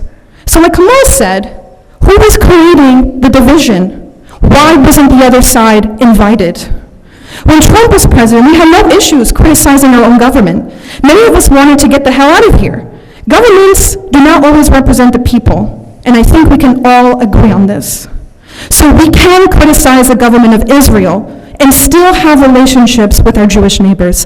Many who are in this room and across the world who say, not in our name. But you choose to listen to the few who try to persuade you otherwise. Are you going to stand up, be brave, and show solidarity to the people in your community who are witnessing the families continue being brutally murdered for the past 130 days, the past 70 plus years, who are being called terrorists and being harassed in the city of Beacon?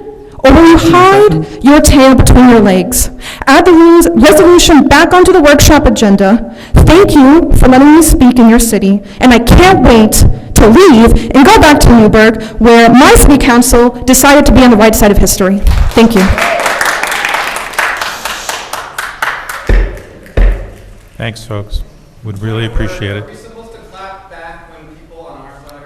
That's what I'm asking, is please don't. All right?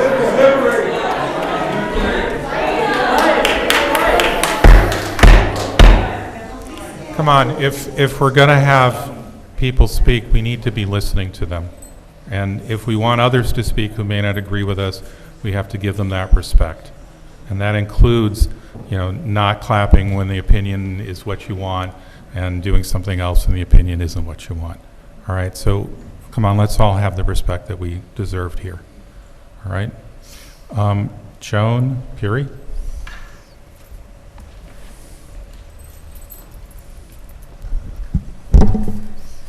So I'm Joan Perry. I live in the town of Fishkill and a part of Beacon School District, and I am a former president of Beacon Hebrew Alliance. First, I want to thank the City Council for providing this forum. I come here tonight as a proud member of Beacon Hebrew Alliance for almost 4 decades. Like everyone in the room, my heart breaks at the current situation in the Middle East, and not limited to the situation in Israel and Gaza. But what breaks my heart even more is that our beautiful interfaith community is being split apart. Some examples from the past. In 2015, BHA hosted a conversation called Dialogue Across Difference, a conversation on Israel and Palestine, with Imam Antepli of Duke University and Hezkel Landau, a well-known interfaith educator.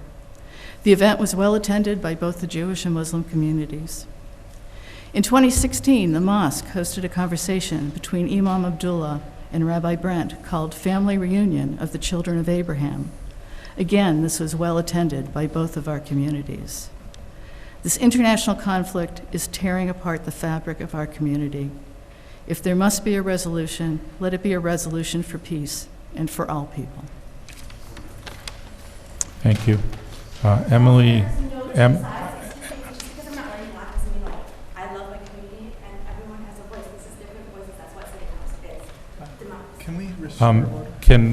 Can we just take we just need to do it in turn. Emily Durkin.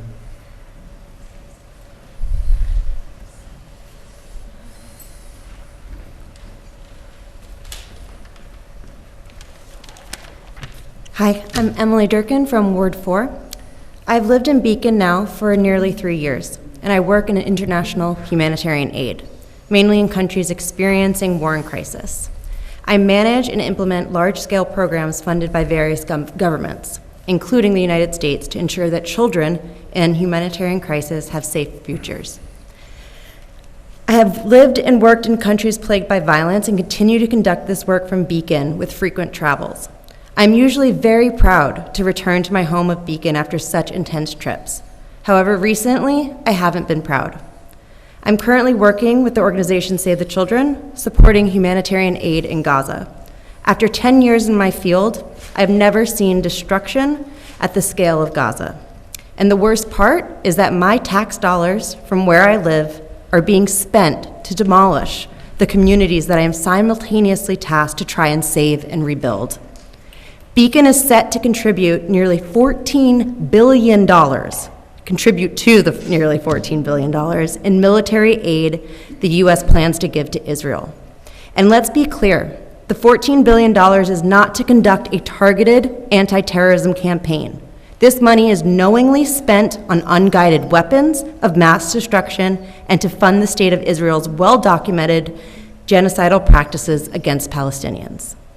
As the U.S. pays for these bombs that are killing, maiming, and traumatizing children in Gaza, I am simultaneously asked to support those children's safety and rights with far less money than $14 billion. And the destruction being caused will cost far more to rebuild, money that will be asked of us U.S. citizens to pay for. I can't tell you how difficult it is to sit here in Beacon knowing my tax dollars are causing the destruction and blockade I try to fight against every day. To give you examples of how our tax money is being spent, my organization has sought to include life-saving information pamphlets and how to calm and support children during active bombing in those aid trucks we see lined up to enter Gaza. Israel has banned us from including those pamphlets for parents to support their kids. Why? How is that anti-terrorism campaign? As bombs drop and fuel is blocked from entering into Gaza, children are literally wearing coffin bags as sweatshirts to try to stay warm. I ask Beacon to stand up and ensure our money is well spent. Simply put, our money should never contribute to killing. Beacon signing and passing or even talking in this forum about a ceasefire resolution is the least we can do to show that we care where and how our money is spent. Thank you. Thank you. Teresa Kraft.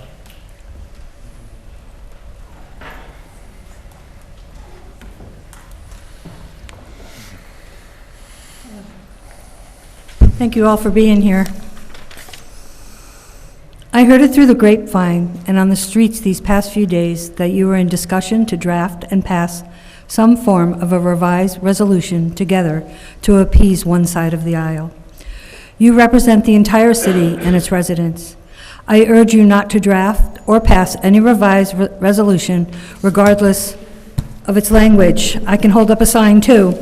Please stand firm and avoid being influenced by any group to waste time on unnecessary resolutions that distract from running the city.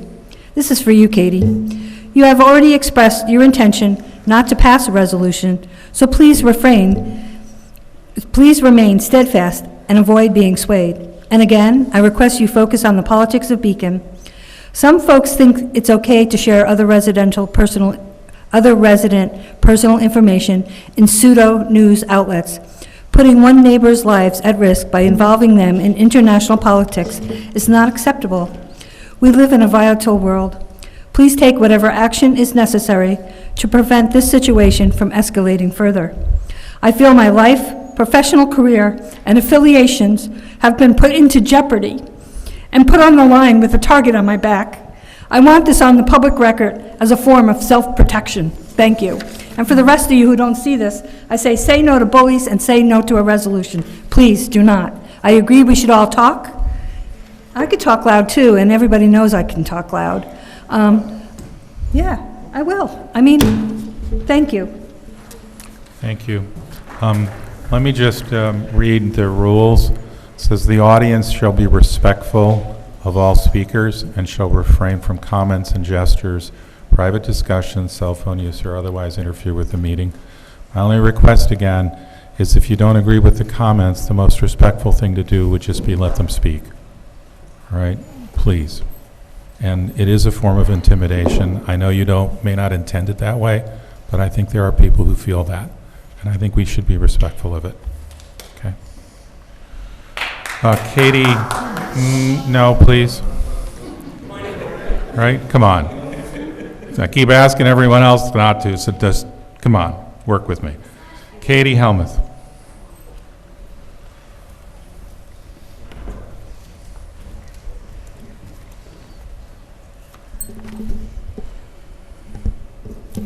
My name is Katie Helmuth, Ward 1, from a Little Beacon blog.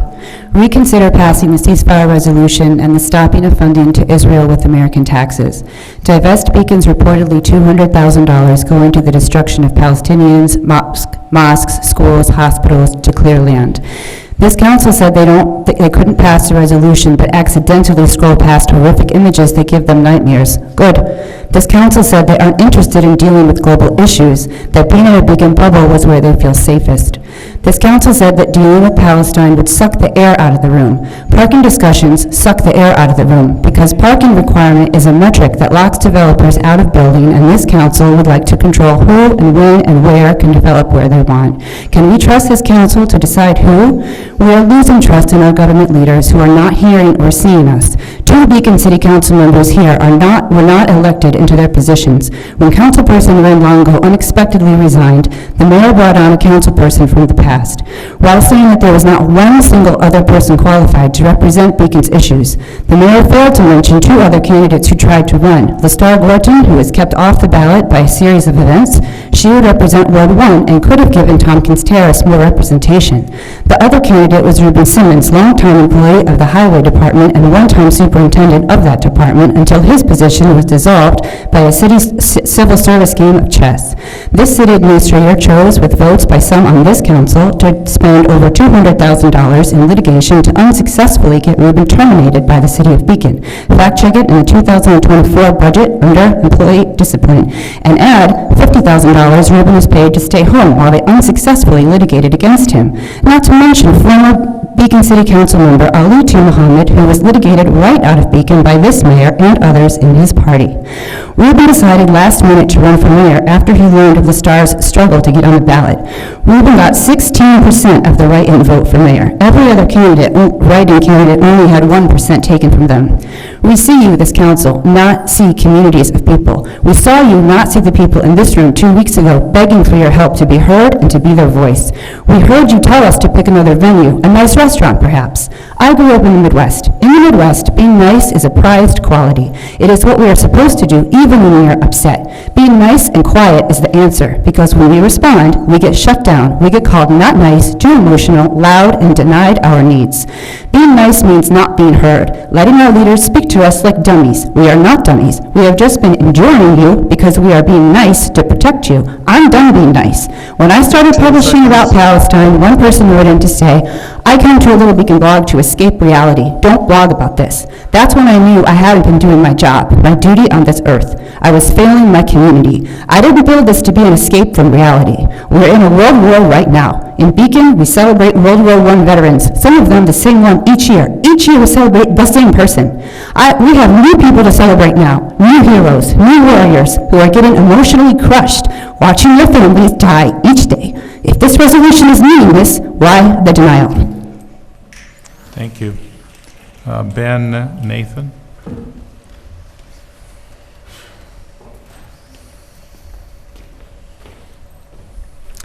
Hi, everyone. My name is Ben Nathan. I'm a resident of Newburgh and a member of the Beacon Hebrew Alliance. Prior to moving to Newburgh, I lived in Beacon for 3 years and continue to participate as part of the Beacon community. First, I want to thank the council members for your listening and for your careful deliberation regarding the proposed ceasefire resolution. You've demonstrated an ability to hold nuance, which is so rare in this moment in time, and it's greatly appreciated. I don't know anyone opposed to the ceasefire resolution who doesn't want the war to stop and who doesn't support the future existence of a Palestinian state alongside the state of Israel. I don't know one person who opposes the ceasefire who doesn't also openly criticize the Netanyahu government, not one person. What I find so sad is that I have yet to find or hear of any proponents of the resolution who also stand for this, who believe in a two-state solution. I would like to see any proponents of the ceasefire resolution calling for the dismantling of Hamas and for Hamas to stop stealing humanitarian aid from their own people. Despite this, I have begun engaging in meaningful one-on-one dialogue. This is one thing we can do, and we need more of it, even if we never agree, even if we cannot solve the problems in the Middle East. I've been in close contact with Palestinian and Israeli peace builders in the Middle East since the start of the war, and they all say the same thing.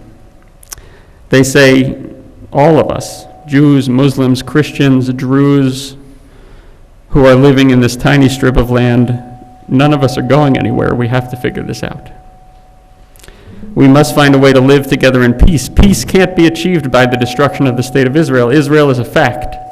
Peace will only be achieved when we build a Palestinian state alongside the state of Israel. And here in Beacon, we're all here together too. And contrary to what many people are saying tonight, there is division. I do see intimidation. I do see silencing. Instead, let us work together for unity and shared visions of peace. I ask the Council to continue being the leaders that we need and to officially call for and host unity events to foster dialogue, constructive peace building, and creative solutions to complex problems. I believe we can do this. Thank you. Thank you. Gianna Fletcher.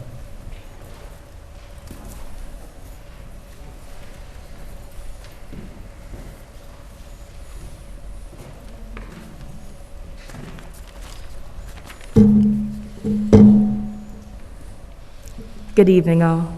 I'm Gina Pearl Fletcher. Thank you, Councilmember Paloma, for uplifting a potential ceasefire resolution and for all discussing concerns and stances at the workshop. I'm a Ward 4 resident. I am an anxious and shy person, conflict, extroverted, introvert, often grappling with inaction due to deceptive intelligence, constraining me to be my full self. What do I mean by deceptive intelligence? The feeling of not speaking up because I don't have a clear path to success, not worthy to take up space because I am not an expert. We have to be the mirrors of what we want to see. And there's so much power in naming injustices, reiterated in last week's workshop that can be documented in a resolution. Knowing in your being what is true is human rights. No one's life is worth more than another. The right to life, freedom, and safety. Right to recognition before the law. Inaction promotes none of this, inextricably linked to the future of what Beacon holds. Deceptive intelligence is being obedient to a government that utilizes our tax dollars with atrocities and thinking our local government officials don't have power. The human and ecological degree, but the state's unwilling to commit, but the city's willing to commit to a gas-free housing and good cause eviction, geared to maintain an unjust society. There is a shift of what is being asked of all of you, because there is an awakening of our inalienable rights disrespected and televised. That makes way for complacency, complicity, that promotes tension, apathy, and makes diverse communities shrink. I hope you reconsider the heart of the matter and be free from deceptive intelligence, that this is too big of a cause or for removed. Perfectionism is a distraction that impedes the aim of the ask. It is a call for peace 15 seconds. and upholding the Declaration of Human Rights. This is inextricably linked to all of the futures, and more importantly, the future generations that will continue to recover from this human and environmental devastation. Recognizing deceptive intelligence as a systematic oppression at work. I hope we all want to be aiming for a just future by providing a solution with the dialogue in the community. It is a both and, not an either or. Thank you. Thank you very much. Hamad Al-Turan.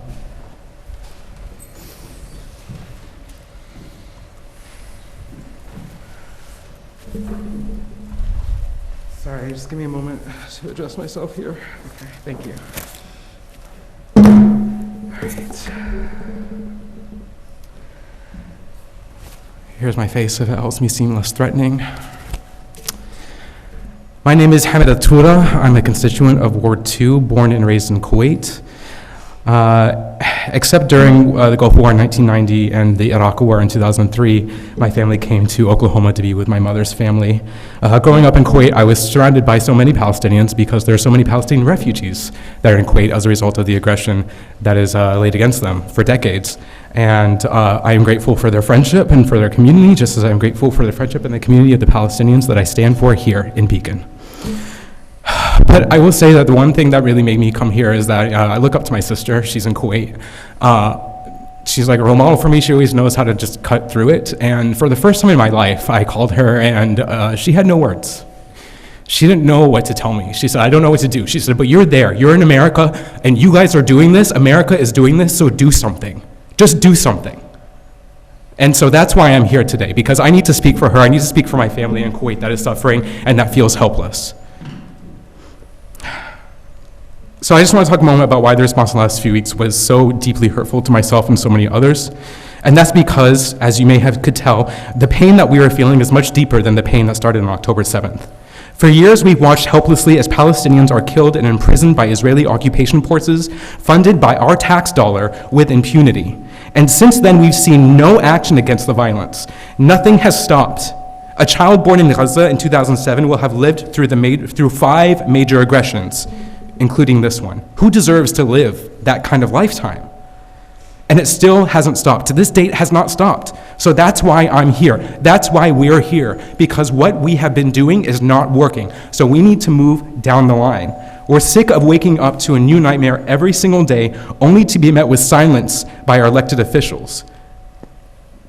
We need to know that finally, for once, you hear us and that you're willing to act on our behalf, because it's maddening to live in a country, in a state, in a district, in a city that doesn't seem to be seeing the same horrifying images that we are seeing every single minute of every single day. To say that this is not a local issue is simply to take the most shallow approach to governing local city council that you could possibly take. Because actually there is a very deep history of city councils passing resolutions to combat aggression and oppression and violence abroad.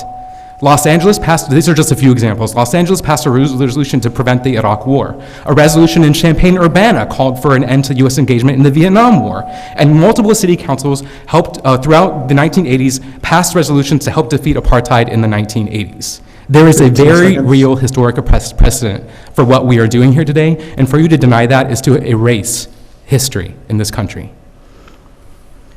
And tonight, Hudson has passed a resolution. So as elected officials, you will be judged on your ability to meet this moment, or you will be remembered as someone who is behind the curve and insensitive to the very real and present danger that our tax dollars pose to Palestinians and to ourselves. Because the bombs leave our shores and drop on Palestinians, but then the trauma comes back to haunt us and divide our communities. So as local community members, you need to prevent that from happening. And the way to prevent that is to begin with action, begin with a resolution. We have been dealing with decades with thoughts and prayers and dialogue, and like I said, look at where that's gotten us. No one is able to prevent it. Even as you're seeing the most violent images every single day, no one wants to stop it. Even after decades and decades of seeing this every single day, you don't want to stop it. What is it going to take for you to stop it? If you can't do this now, after a historic precedent has already been set, we will have truly lost all faith in this political system. I am on the precipice. I voted blue my entire life because I was told that I needed to vote for the lesser of two evils. But guess what? 4.5 million Arabs have been killed in the Middle East since 2001 as a result of those threats. And I will not be threatened anymore. In fact, I will not go to the polls or vote for another Democrat if this continues to happen without anyone speaking out for us. So it is your duty to step in on a local level and prevent the trauma that is being wrought on Palestinians and to prevent the division that it is causing. The war is causing the division. Our actions are not causing divisions. A genocide is causing division, and you need to speak out against that. Thank you. Kimberly Markarian.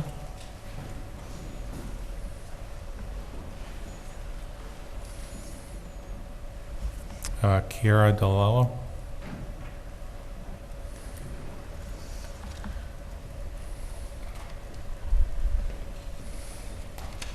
Hi, everyone. I'm Kiara DeLello, Ward 3.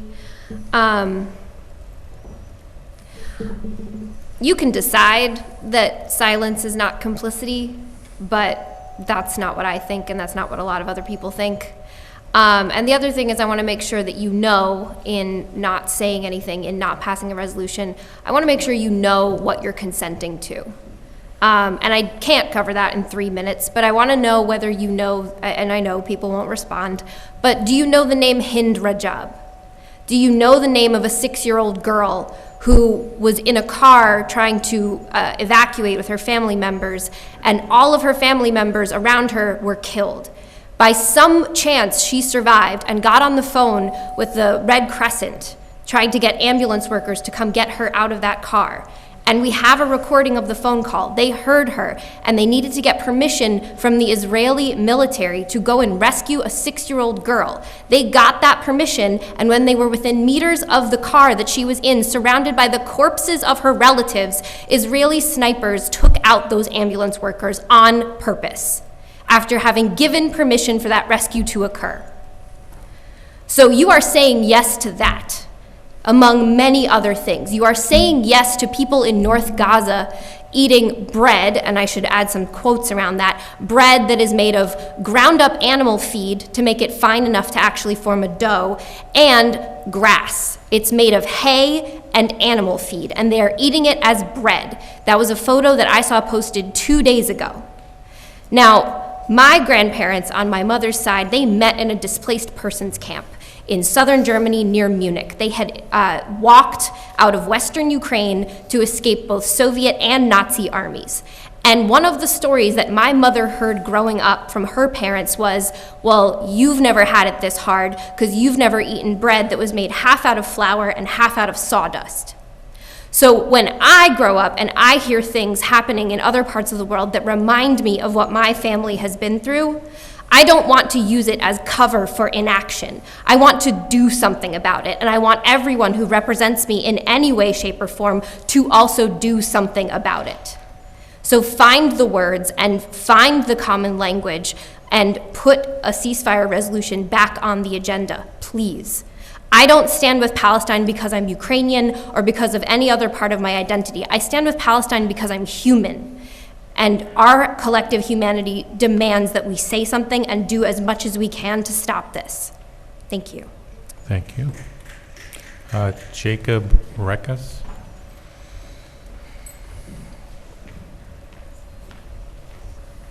Good evening, everyone. My name is Jacob Rekas from Ward 2. I want to say thank you to you all for your comments last week and being thoughtful. I do believe and had a sense of pride. I was sick, I wasn't here personally, but I had a sense of pride hearing that there is a thoughtful approach and trying to both acknowledge that there are real divisions here, but also say, what can we do to impact this? I think that there is an opportunity, and I think that you guys have started that path. I think there's talk that people are saying, what can we do? So I think Beacon can lead, right? So how can Beacon lead?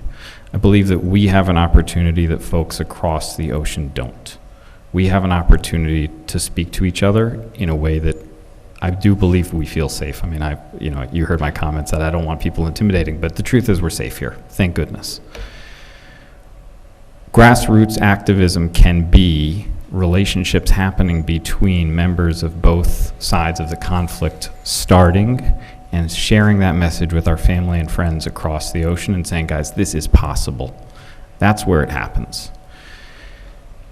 I want to ask, I think I heard, we all heard from you last week, and I just want to thank you. I want to express on behalf of some others that have reached out that there are concerns about the intimidation. There were some signs posted in Beacon this week that were very concerning. I think there's a petition going around just to raise awareness.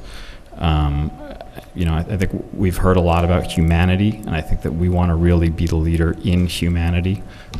If we want to talk about resolutions promoting or advocating against Islamophobia, absolutely. Against anti-Semitism, absolutely. If we want to talk about resolutions about what we can do here to encourage our city membership to stand up when they see hate speech, when they see hate activity, I think that's where it starts from the ground up. We have that opportunity. And the resolution as proposed, as you guys mentioned, lacked a lot of attention to the detail, and now we're getting into conversation about who's justified and who's not justified. And, I will confess that it is devastating and destructive. It's horrible to see the images that are coming out in the response from the Israeli military. It was horrible to see what happened on October 7th. I hope and trust nobody's going to justify October 7th. So I just want to say thank you for your comments last week. I do believe there's an opportunity for us to lead here. I believe that the activity that we can do is by creating that venue. Thank you. We're more than a half hour in. I'm going to assume the council is okay moving forward with hearing the rest of these? Yes. Yeah. Okay. Do we need a formal motion to do that? No. Sure, we'll just allow it. Okay, but we'll just get through the list that's here. I don't think we're going to do any online. The list was removed before the meeting started. Could you add my name? Of course, not a worry. Michal Mart?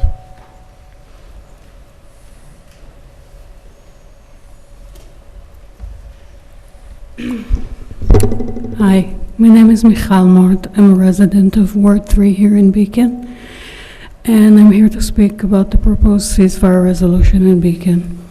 I want to acknowledge that these are very emotional times and it's a very difficult topic.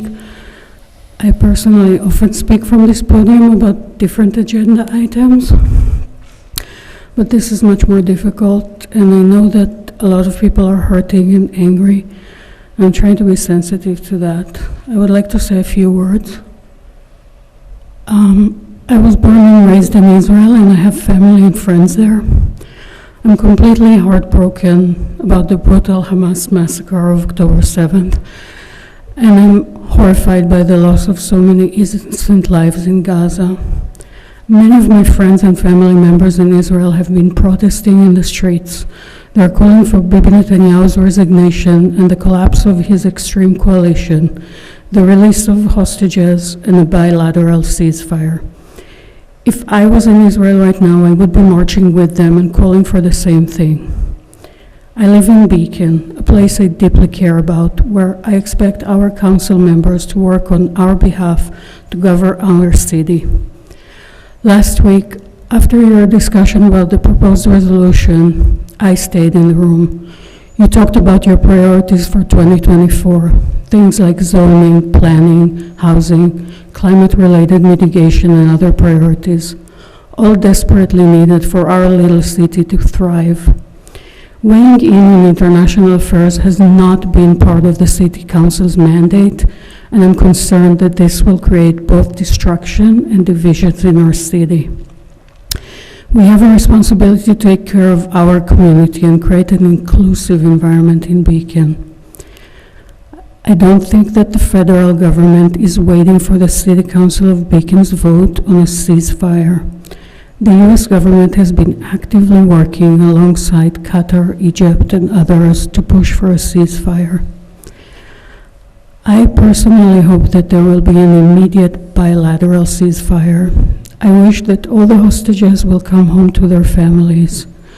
I want humanitarian aid to flow freely to Gaza, an end to all military activities, and a dismantling of both the Hamas regime and Bibi's government.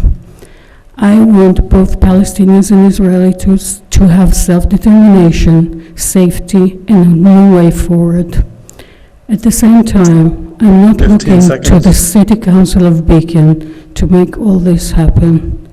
Thank you. And I also wanted to reiterate what Teresa said about the people that are taking videos, posting them online. It almost made me not want to speak tonight, but I decided to speak. So I expect you to take care of that. Thank you. Melody Rashada?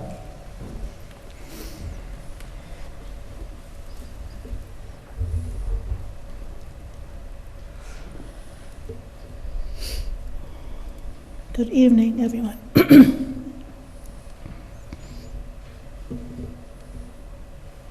Sorry.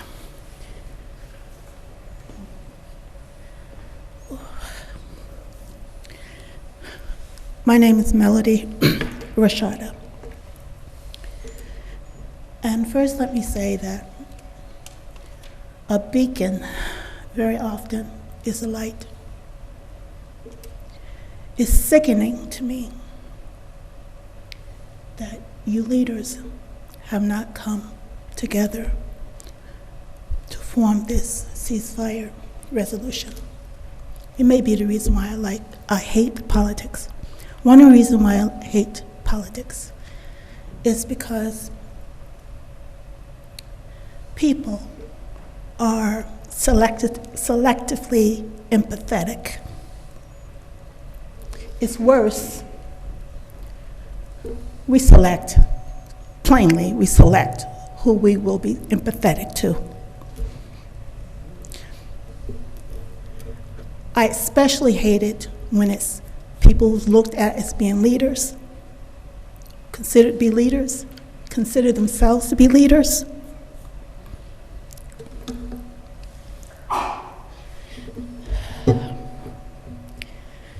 Besides our tax dollars being explicit in the genocide of Palestinians, another reason all of us should make it our business is because we are literally watching it happen.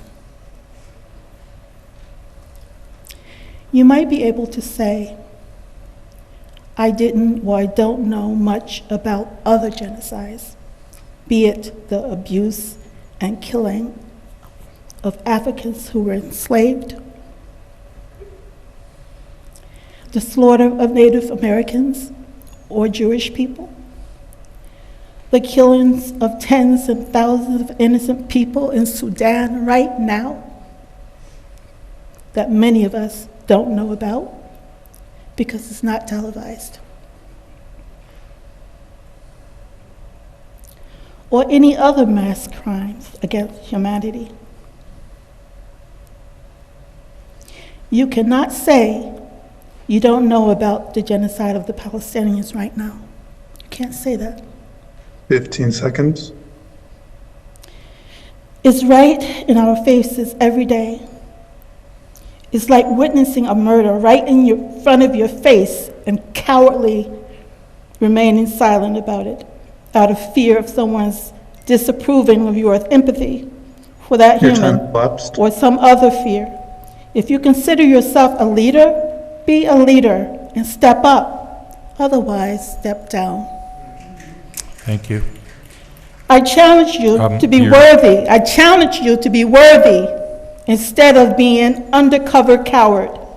Be memorable as one of those who stood up and spoke for the wronged. Okay, thank you. Anusha Mehar?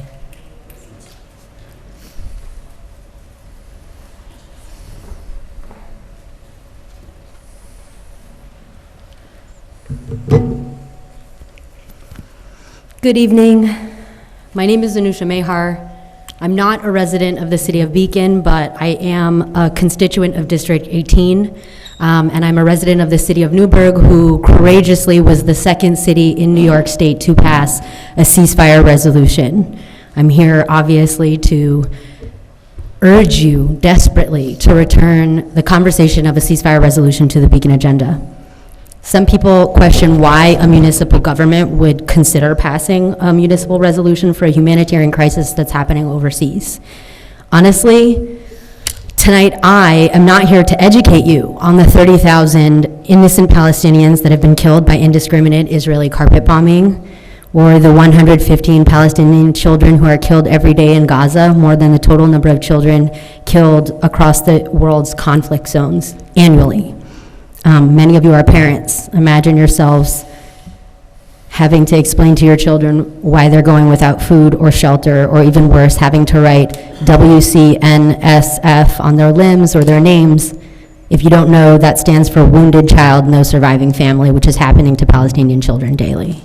Not here to tell you that for every bomb the U.S. sends to Israel, it diverts $200K in resources away from issues here in Beacon, or to tell you that passing a ceasefire resolution denounces the highest elected office in the United States bypassing of congressional checks and balances to drop bombs on Yemen for their support of Palestine without approval, actions that pose a significant threat to our democracy at every level. Municipal resolutions have the power to influence congressional politics. This past Sunday, Pat Ryan had the audacity to host a conversation for what was essentially pro-ceasefire individuals, despite not calling for a public ceasefire. This is not a partisan or religious issue. It is a human rights issue affecting people from all parties and faiths. Our plea for the Beacon City Council to pass a ceasefire resolution is grounded in human rights and dignity, and in its passing, it can and must contribute to shifting Congressman Ryan's needle towards a more just and humane representation at all levels of government. I hear people in this room speaking about dialogue. It is our urgent plea to move council to pass this resolution, or at least bring it back to an editable version that is collaborative, not to divide community further, rather the opposite. It's our greatest hope that passing the ceasefire resolution will be the beginning of a long road to unite it. 15 seconds.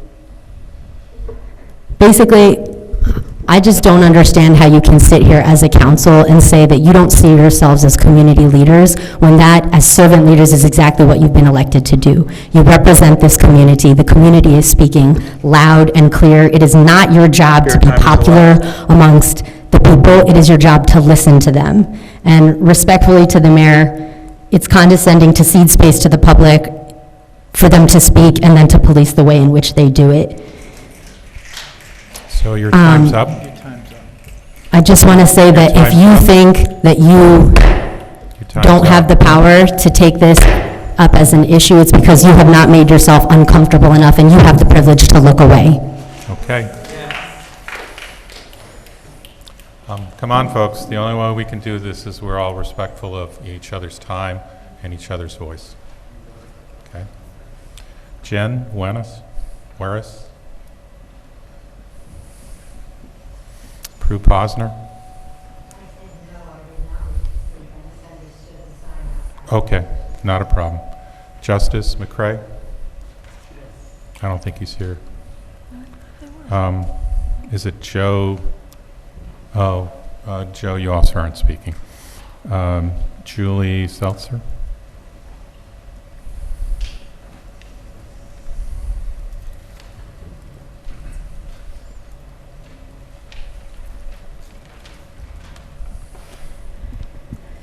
My name is Julie Seltzer, Ward 4, been in Beacon since 2015. I want to thank the council, all of its members, for their thoughtful words in this very painful issue. Not just painful theoretically, but painful, I know, on a personal level for a lot of people in this room who have relatives and friends in Gaza, in Israel, and those of us who knew people who were killed on October 7th in the massacre. Up until this moment, I did not think I was going to come up here because I do feel intimidated and scared, and I want that to be on the record as well. I also want to reiterate what Ben said, that no one I know that opposes a ceasefire resolution in Beacon opposes the cessation of violence. We all want the cessation of violence and a lasting peace. As I see it, there are two sides to this conflict, and they're not the sides that we are accustomed to thinking of. There is a side that can envision a peaceful future of coexistence, and there's a side that simply wants the other to go away, using whatever means in its power to achieve that destruction. And these sides do not follow nationality or religion or statehood, and they are found in Gaza, and they are found in Israel and its government. Could Beacon choose the side of coexistence, of hearing each other like the brave people doing that work on the ground over there? I support engaging in a facilitated community dialogue, held, of course, and conducted by a professional with experience in that. If I am honest, that would be a challenge for me. I would feel scared. But I want to do that, and I want to engage, because it's either we listen to each other or we devolve into the path of dehumanization in which we close our eyes and lose our empathy for the other. So let's choose sides. Let's choose the side that can envision peace and coexistence. And if we can't do that, how can we call on them that are living in this horror to do the same? Thank you. Thank you. Liz Velez.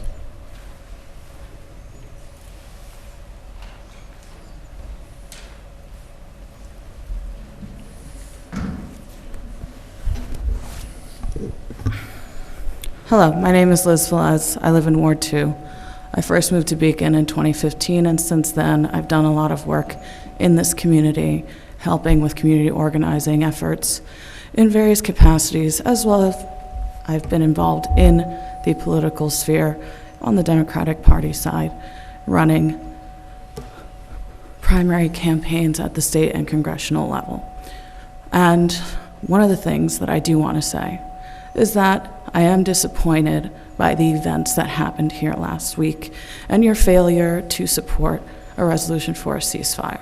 However, I am not surprised at the lack of strength of this committee to do so, because they did the same thing. Granted, the membership was a bit different, with one notable exception, when we brought the resolution for sanctuary city status to Beacon in 2018. Additionally, I want to say that coexistence is not calling for a choice.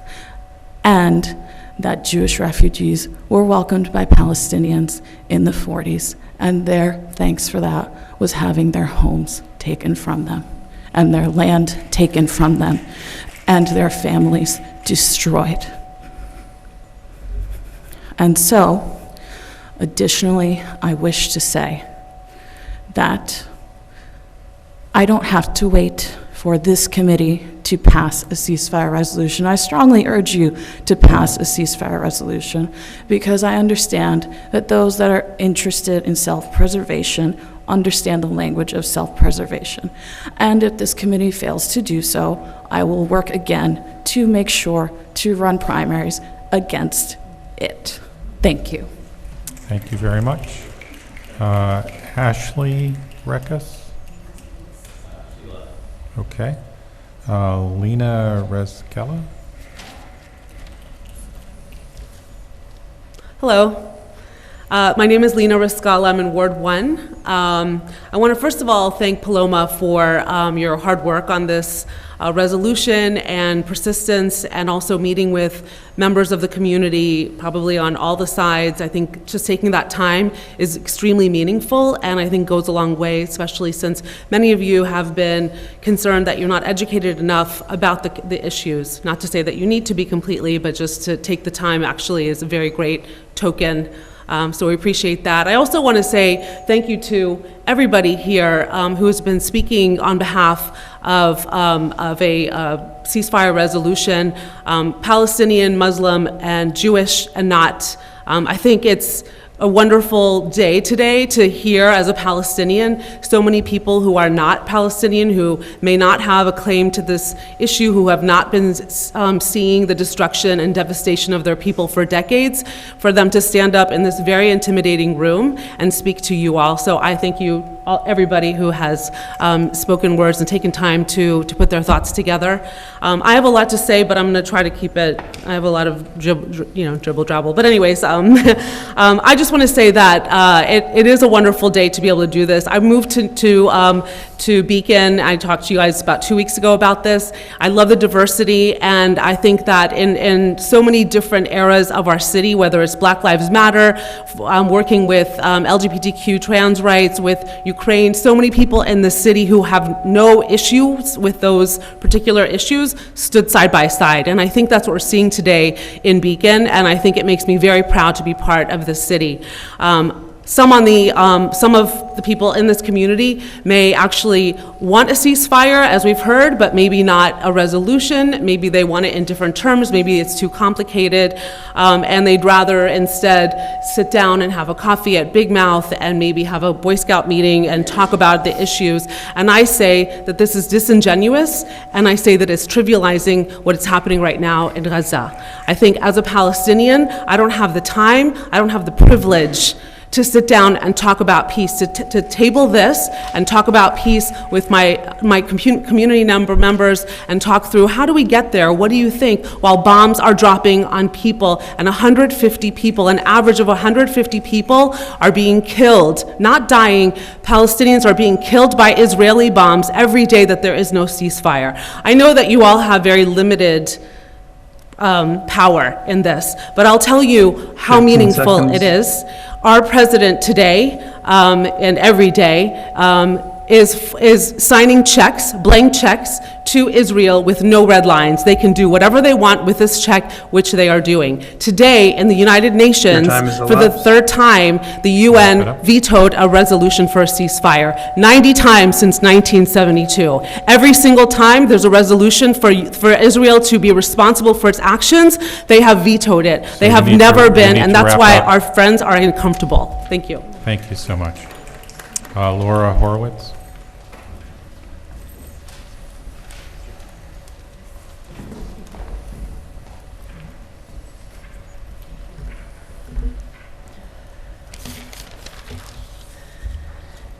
Good evening. My name is Laura Horowitz. I live in Ward 4.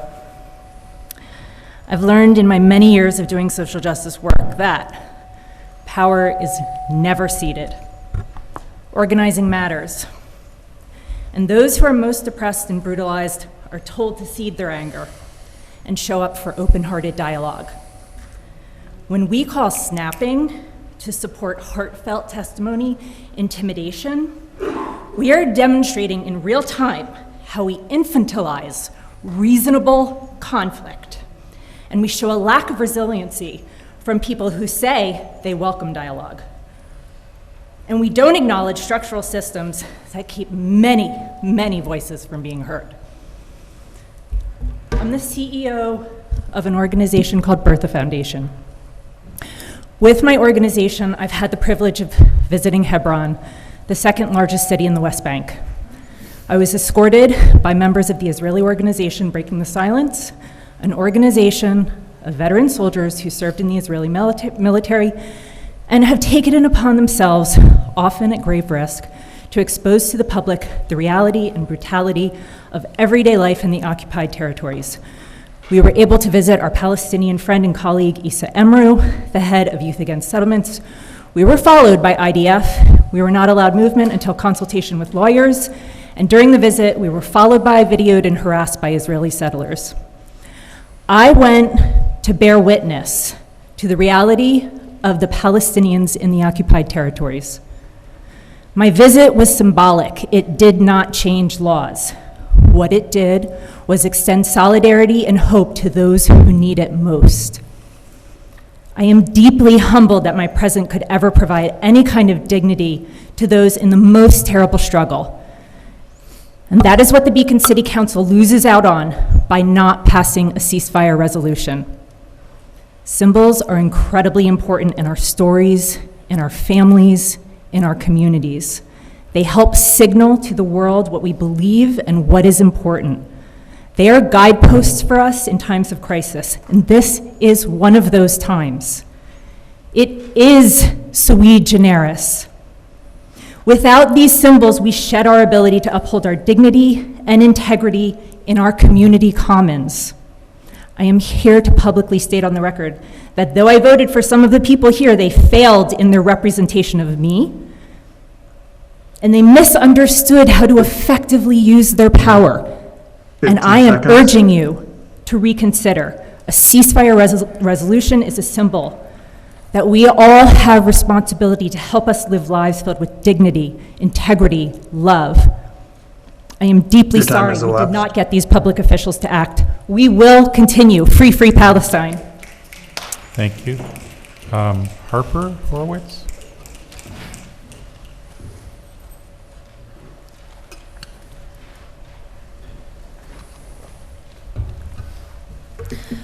Good evening.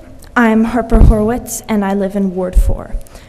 I am 16 years old, and I think it's important to state this because it shows that not only older people are involved in this issue, but also the youth, and I know many of my friends who are involved in this issue.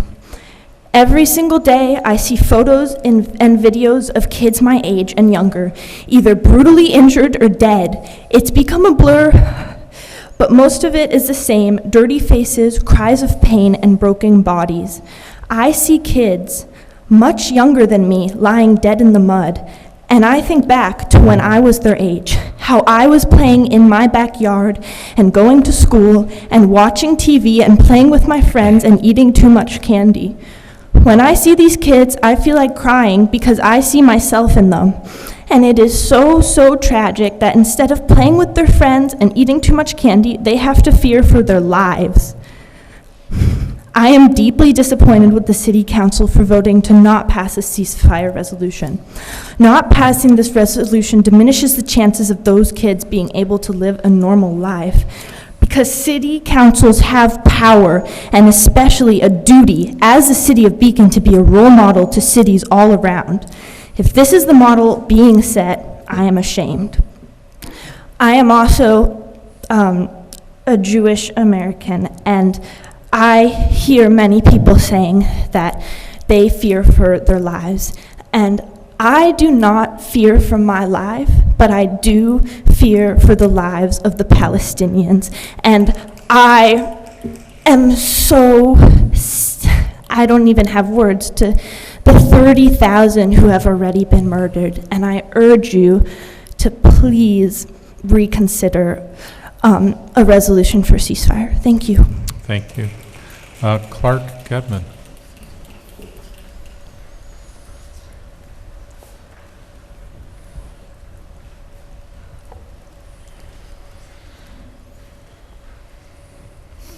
I'm just going to start my stopwatch just because. Clark Edmond, 2 Wilson Street.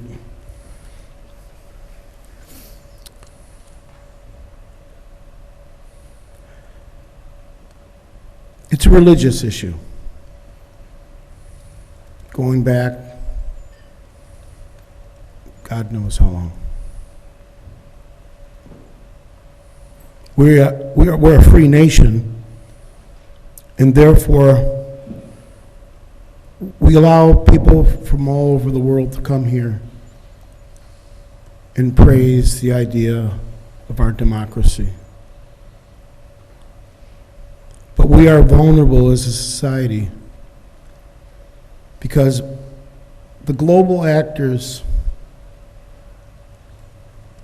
that inculcate America's political system through the use of money and other means brings us to the point where we're facing a divided nation, not since, they say, the Civil War. So we have to be mindful of our history and facts. And we have to be more diligent in terms of participating with our government. There can be no good things that are coming from what's going on with this genocide. But the reality is, this room is full. And we should thank God that the citizens of this community are beginning to understand the beauty of small city government and the empowerment of citizens to disagree and do something about it. My time is 1:56, Mayor, if you'd be so kind. Now it's 2. The idea here is that there's some very, very sinister, and I'm going to keep it mild, but there's some very, very sinister effects of real estate, money, and power, and abuse of power. And it shows itself in these discussions, but the citizens of this city have no idea of what I've observed for the last 20 years, or actually the last 40 years in my journey, my life's journey. And I can just say, hint, 15 seconds. Morgenthau understand the origin of the demise of the Ottoman Empire. Happened here.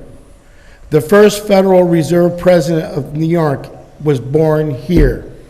Your time is The elapsed. first Secretary of Treasury, of Defense, was born here. And their relatives and conduct remain. Thank you very much. All right, we're at, we've had more than an hour of this. We've gone through everyone on the sign-up list. What's the council's interest? I'm curious just to get a show of hands from those in the audience of how many who have not spoken are interested. If there are only a handful, I'd be willing. If there are more, we can maybe discuss. I'd like to keep it open, please. Mayor, you have 4 online as well. Okay. I'm just not going to do the onlines. All right, sorry. Well, It's not going to happen tonight. Why? I think we should. Why can't we hear from everybody?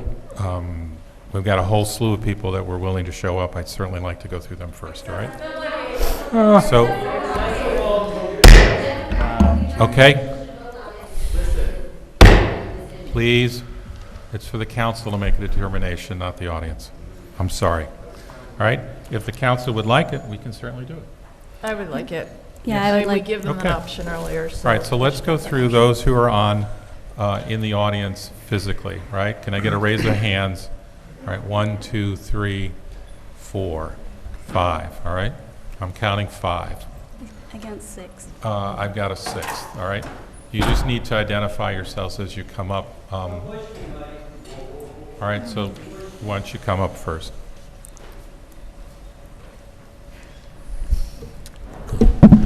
Arthur Cummins, Ward 2.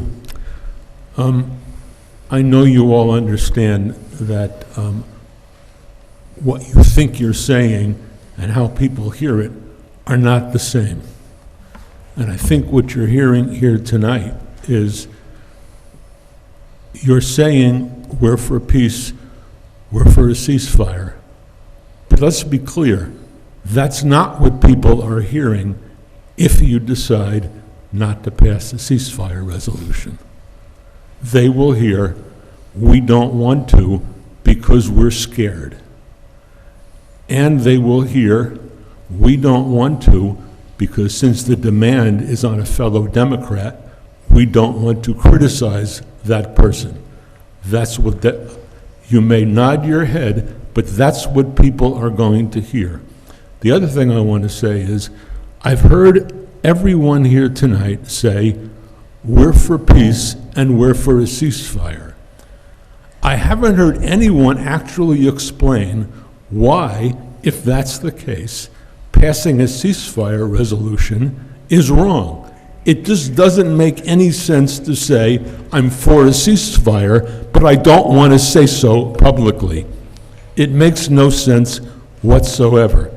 The other thing I want to say is that the idea that citizens demanding something of their government in a situation like this is force or coercion, that makes no sense either. That's what democracy is. And I'm calling on all of you to act in that democratic fashion and to respond to what people have said here tonight and to do the right thing. And I'm sorry, a statement is not a resolution. It's something weaker. Otherwise, cities around the country would be passing statements and not resolutions. We don't have to invent a new way of saying what we mean. A resolution says it. Thank you. Thank you. Gentlemen, come on up. Tell us who you are, where you live. You were referring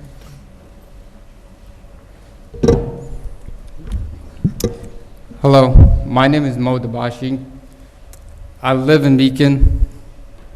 I work in Beacon. We own businesses in Beacon. We own Key Food. I'm on the board, or a board member of the Islamic Center in Beacon and Mosque in Beacon. I am one of the imams. We all remain in pain over what's happening to our brothers and sisters in Gaza and in Palestine.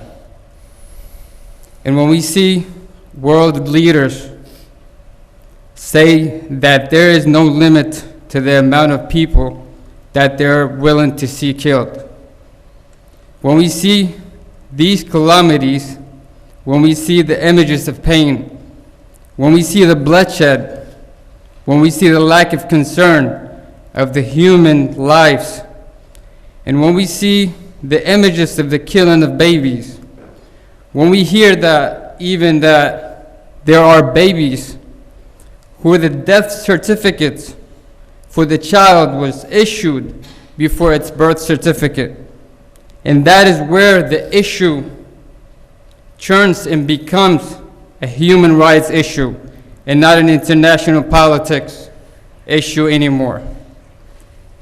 Councilman Dan last week said that this room is the only room in the world that can talk about the city of Beacon and its issues and improving the quality of life in it.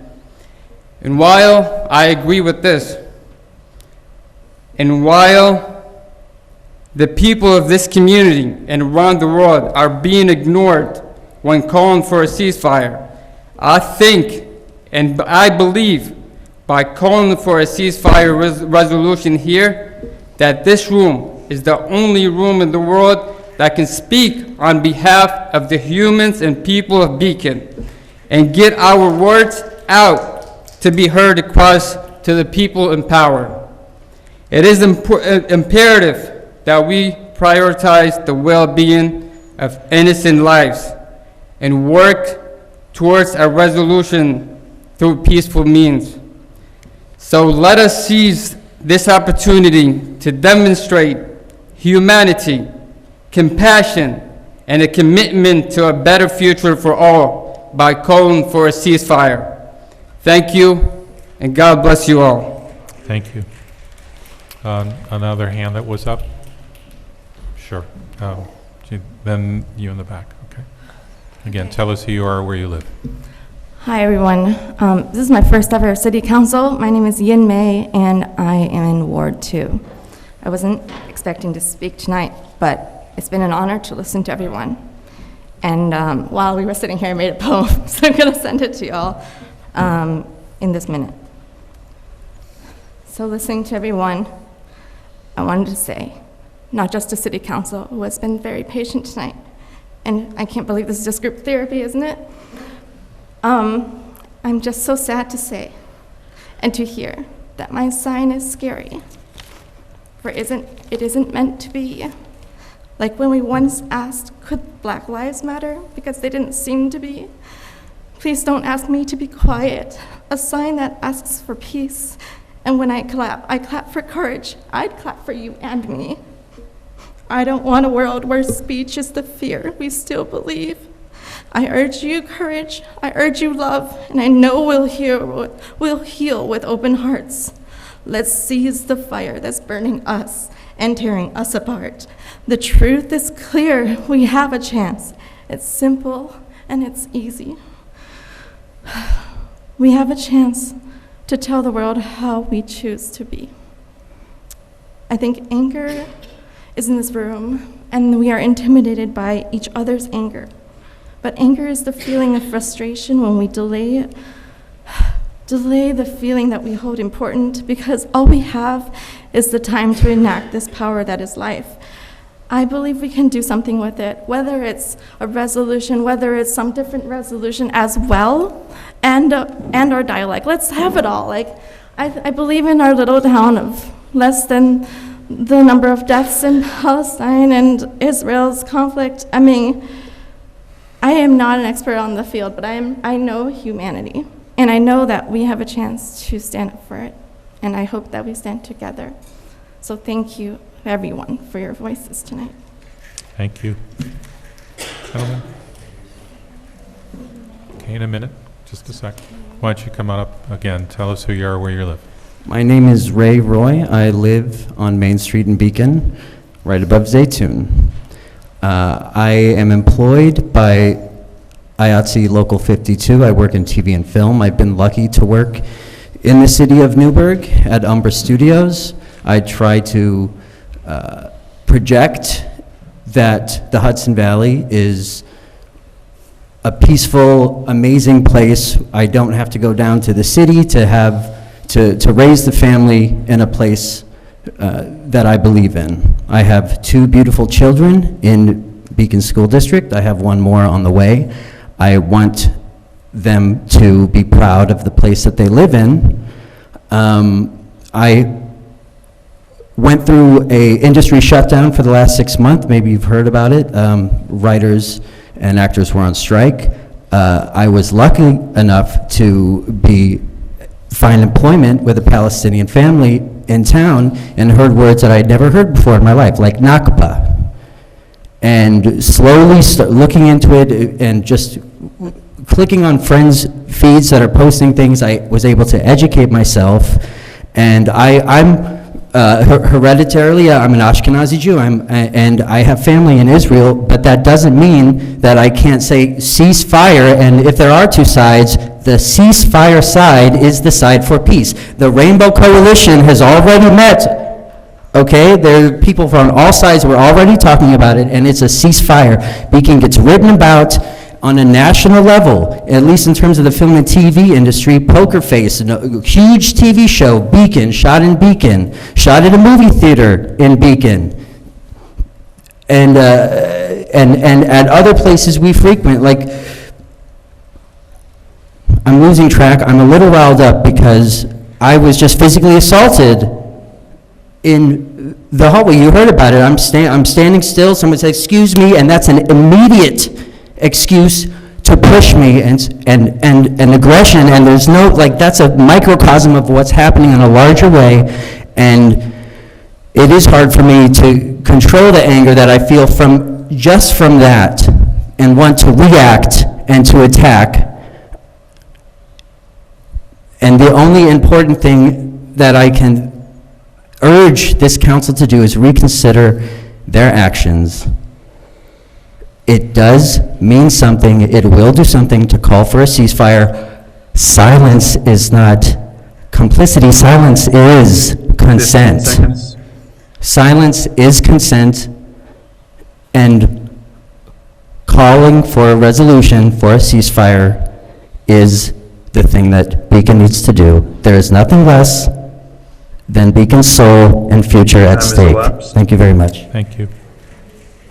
There's a woman there? Yeah. Come on up. Tell us who you are, where you live. Hi, I'm Allie. I live in Ward 3. This is my first public comment, and I want to just take a moment to take a collective breath. I know it's been a long night, and I think we could all benefit from just breathing in for 4 seconds, holding for 2, and then a long exhale for 6. If that felt nice, feel free to do it again. It's a trick that I use. I have a speech impediment, so I want to thank you for your patience. I am also Filipino American, and the reason why I am here is for international solidarity. As many people don't know, about 250,000 Filipinos were murdered with U.S. weapons in only 3 years. And what I've seen over the last 5 months is earth-shattering, and I cannot in good conscience not say something and not try to do something. And as a city council, I hope you will too. For context, my father is a second-generation public official. Both of my grandfather and my dad ran to help make our town, the town that I grew up in, better, to speak up, to do what they felt was right, and they taught me to do the same, whether it's door knocking, volunteering, or coming to public comment, or passing a resolution in your case. I cannot pass a resolution, but you can, and I hope that you will in the weeks to come. But as people mentioned, people are dying every day, so I hope that with urgency, we will do what is in our potential to do. There are things we can't do, but this is one thing we can do, and I really hope that we can do it together. That's pretty much what I have, but one thing that's like stuck with me, and probably with many people here, is that I've never seen a dead child before 2023 in my entire life. But I've seen so many dead children that I cannot sleep at night, and I'm shocked if you can. I stay up and I find myself doing this breathing exercise to help calm my mind, and I try to remind myself that there are great people around the world trying to make this world a better place, and I hope that we will too in the ways that we can, whether it is cleaning up our local parks on Earth Day, having a better recycling program, or being kind to each other, and passing a ceasefire resolution. So I want to thank you for your time, and for listening, and for all that you do, and all that you will do in the days to come, as you hopefully pass a resolution. Thank you. Thank you. Sure, come on up. Again, tell us who you are, where you live. Hi, everyone.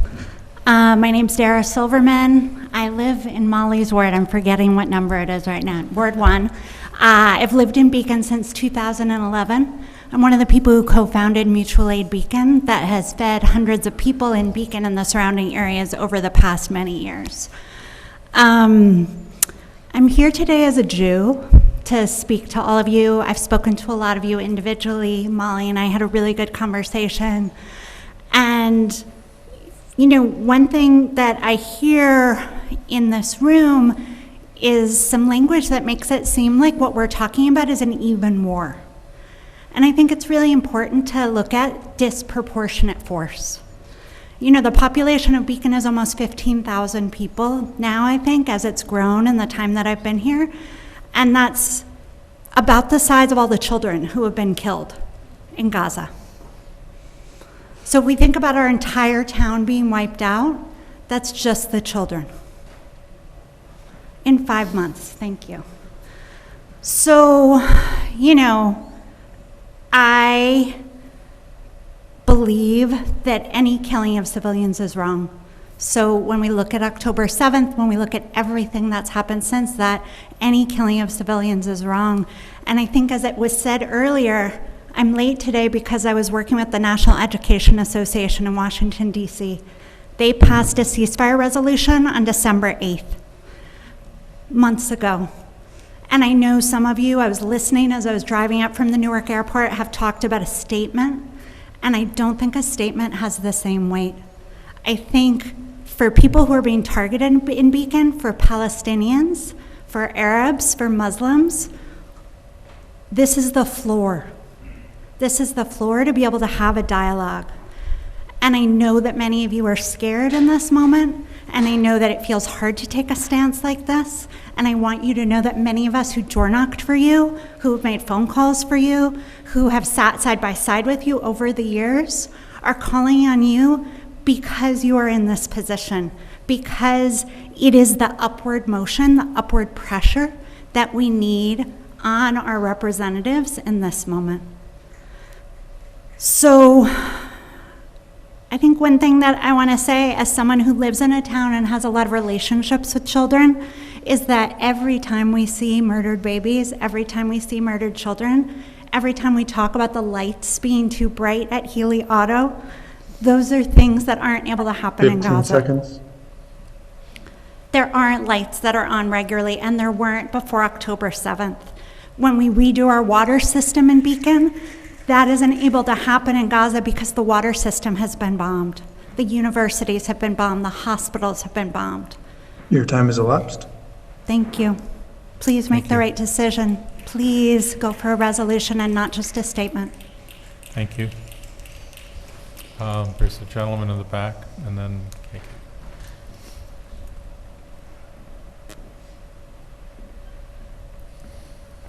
Good evening. Can you hear me okay? Yeah. George Wolf, Ward 4. Hi. I really, really appreciate the listening that you're doing and that you're even extending it longer.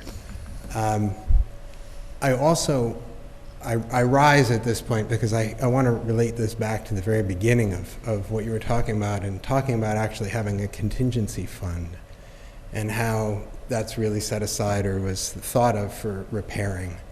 And it feels like a very good metaphor, because I think the idea of setting aside some of that money for a professional mediator and really showing this community that what you can do is not try to pick a side in a highly divisive resolution, nor attempt to sit down and wordsmith it, because that would take forever before you're ever going to bring people together who only tonight are, and in the last couple of weeks, rising to talk to you, but not necessarily to each other.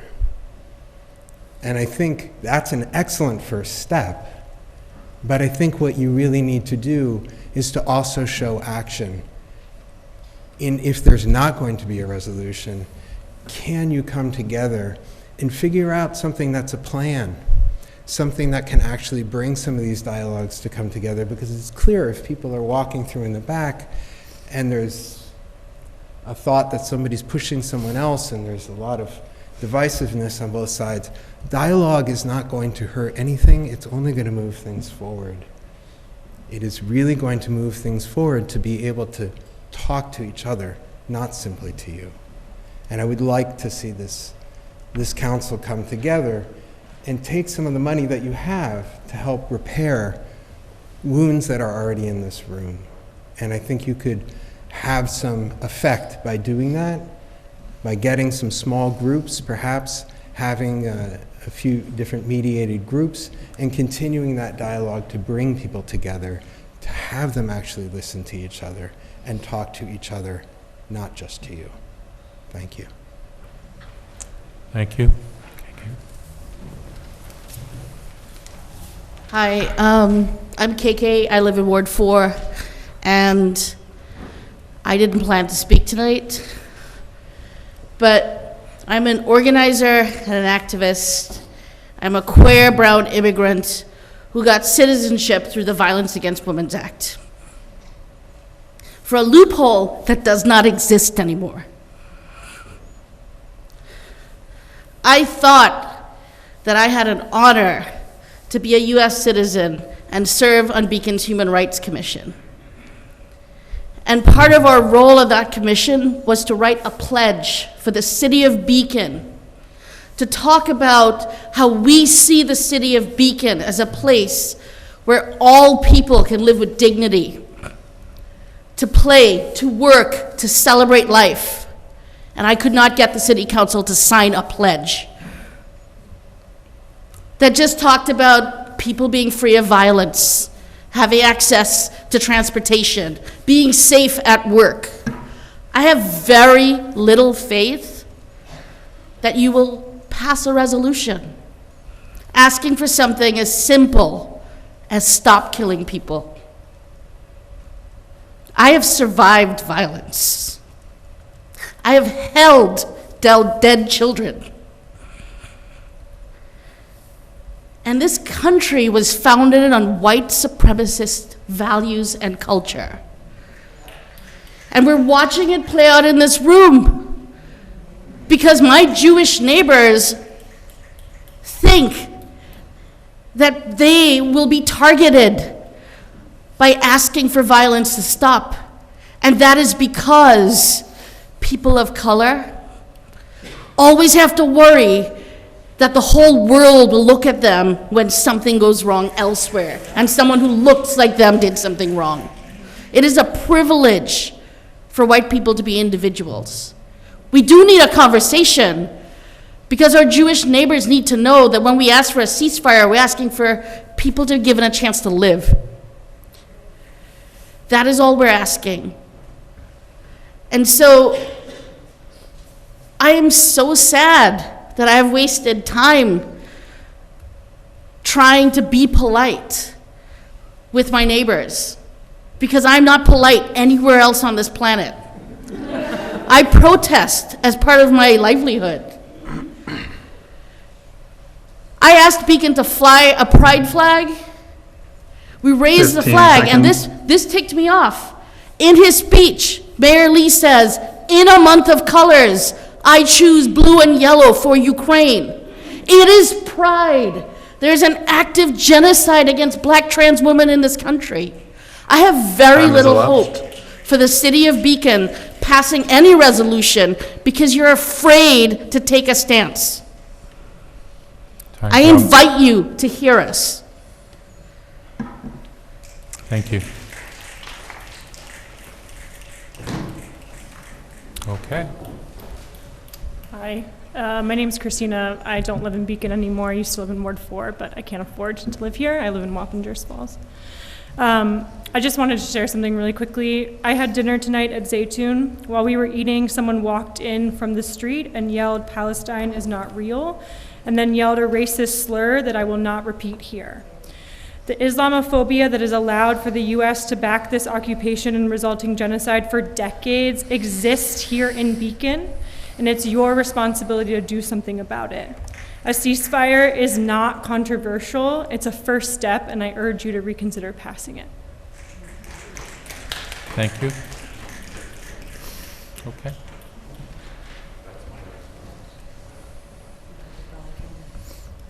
Good evening. Greta Byram, Ward 3. I think as we're all speaking about this, it's so important to listen. And I want to acknowledge that I've heard the desire for dialogue, and I've heard the urgent cries for a ceasefire, and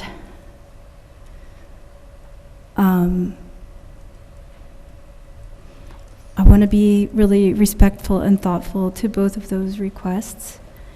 And I want to just say to folks who are desiring dialogue, and that's what they're speaking about tonight, that I think folks who are hearing that in a way that they don't agree with are feeling that the matter of a ceasefire is extremely urgent at this moment. So I just want to point out that I don't think that folks who are more urgent about this ceasefire don't hear the calls for dialogue. I think that we can have both, but the urgency of the moment is really important here. And I want to just also say that I appreciate thoughtfulness and deep listening, and love when I see that on this body. Sometimes it's not evident. Sometimes it seems like some people are treated as serious and others are treated as unserious. And I just want to underline how very serious this issue is, and how we're hearing very serious voices speak about something meaningful. So appreciate the deep listening ears, and I hope we can find a way together. Thank you. Okay. Hi, my name is Tony Mack. I live in Glenham. And I just want to speak on this idea of dialogue that's been called for so many times by folks on City Council. Because what I'm feeling in this room today, and what I've been feeling for weeks, for months, is dialogue. And if this does not meet the criteria of dialogue, of conversation, for those who are on council, I would like to hear what is missing. We have folks from so many different backgrounds clearly articulating their own stories, asking for clear priorities from the city council. We have folks showing up on the street, showing up in your office hours, writing to you, protesting, calling. If this is not dialogue, if this is not a robust participation in democracy, then what is missing? Because what it feels like is missing is perhaps a level of control. And I do not think that having a constrained, controlled conversation is in service of liberation. So, I want to read from an article called Being Nice and White During a Genocide. You want award-winning white scholarly books, papers, and documentaries to affirm it was genocide before you speak. When it's too late to intervene, instead of trusting Palestinians who still have breath in their lungs. You do not know life under military occupation. You do not know life under siege. You do not know what it's like to be shaken awake in the dead of night by armed occupiers who tie up and torment your family, just to remind you you're never safe or free from their fascist reach. You're much more comfortable viewing Palestinians as objects of pity in need of aid than respecting them as agents of liberation, teaching the entire world how to get free. You are nice and white during a genocide. I do not know what life is like under military occupation. I've been privileged to live in Beacon since 2015, and so I do not know what it's like, the struggle that our Palestinian siblings here today go through. But I do know that we have the opportunity here in this room to take a stand, to learn from their cry for liberation. I don't think that being uncomfortable is the same as being intimidated or coerced. 15 seconds. And I encourage anyone who feels uncomfortable on this to lean into that and to participate in the conversation rather than saying, I'm being shut down or I'm feeling coerced. The City Council still has an opportunity to spend as much Your time time has elapsed. as you spend on other issues on this resolution starting next week. Thank you. Thank you. Okay.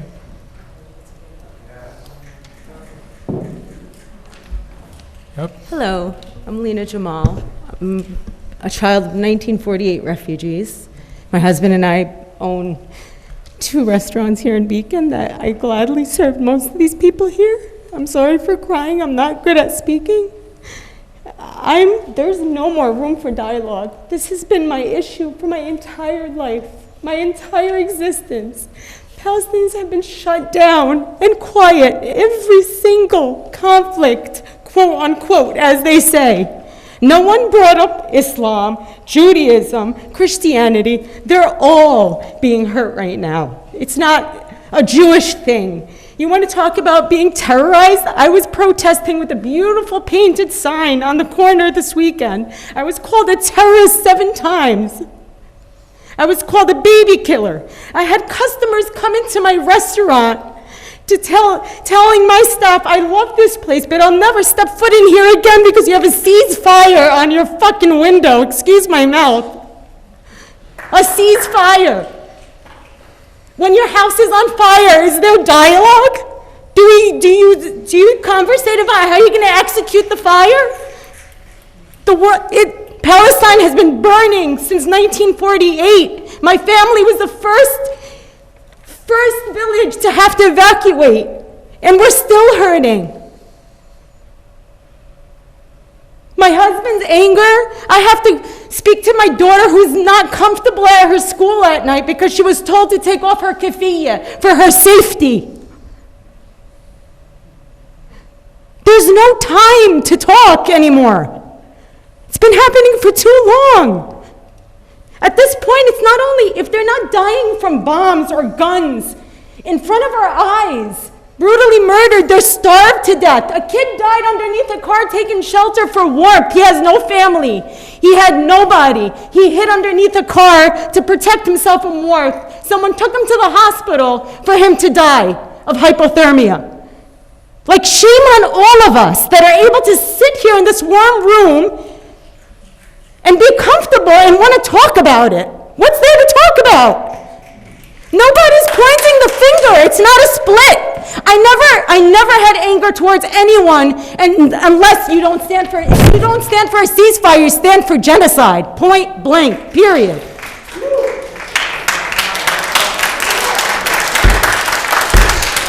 Okay, folks.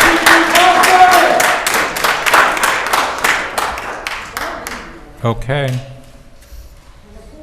All right, so I'm going to go online and see who else there wants to speak on the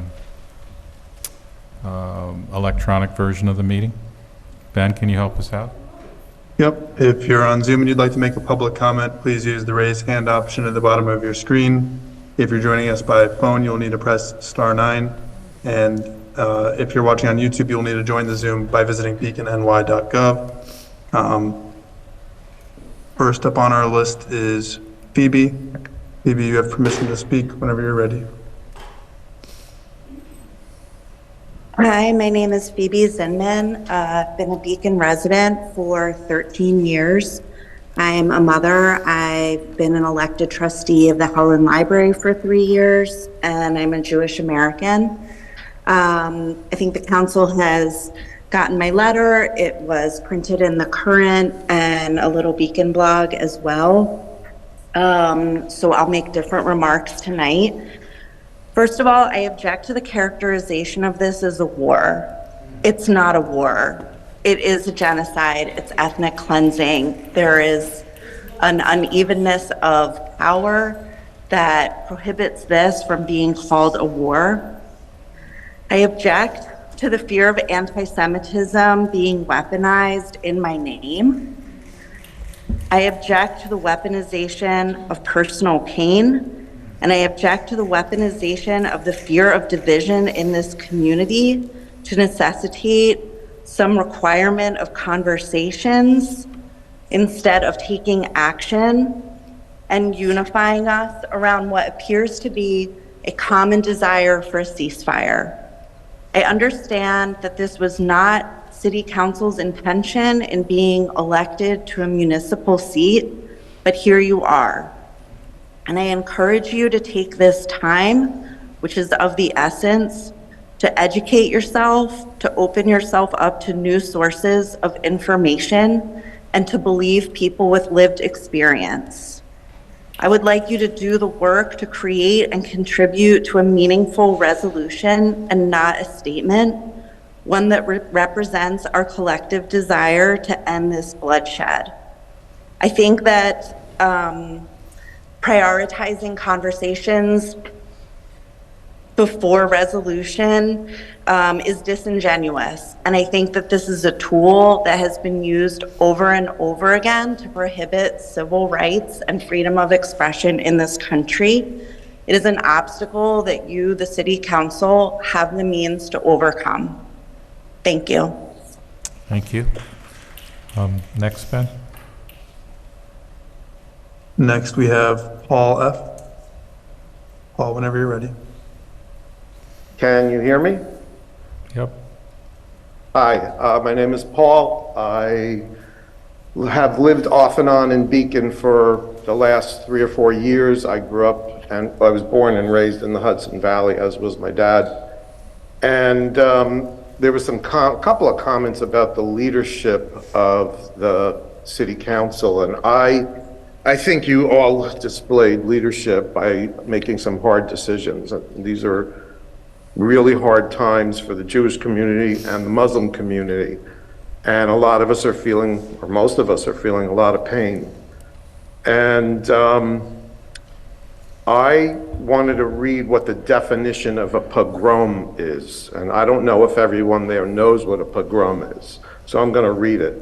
A pogrom is a violent riot incited with the aim of massacring or expelling Jews. The term entered the English language from Russian to describe 19th and 20th century attacks on Jews in the Russian Empire.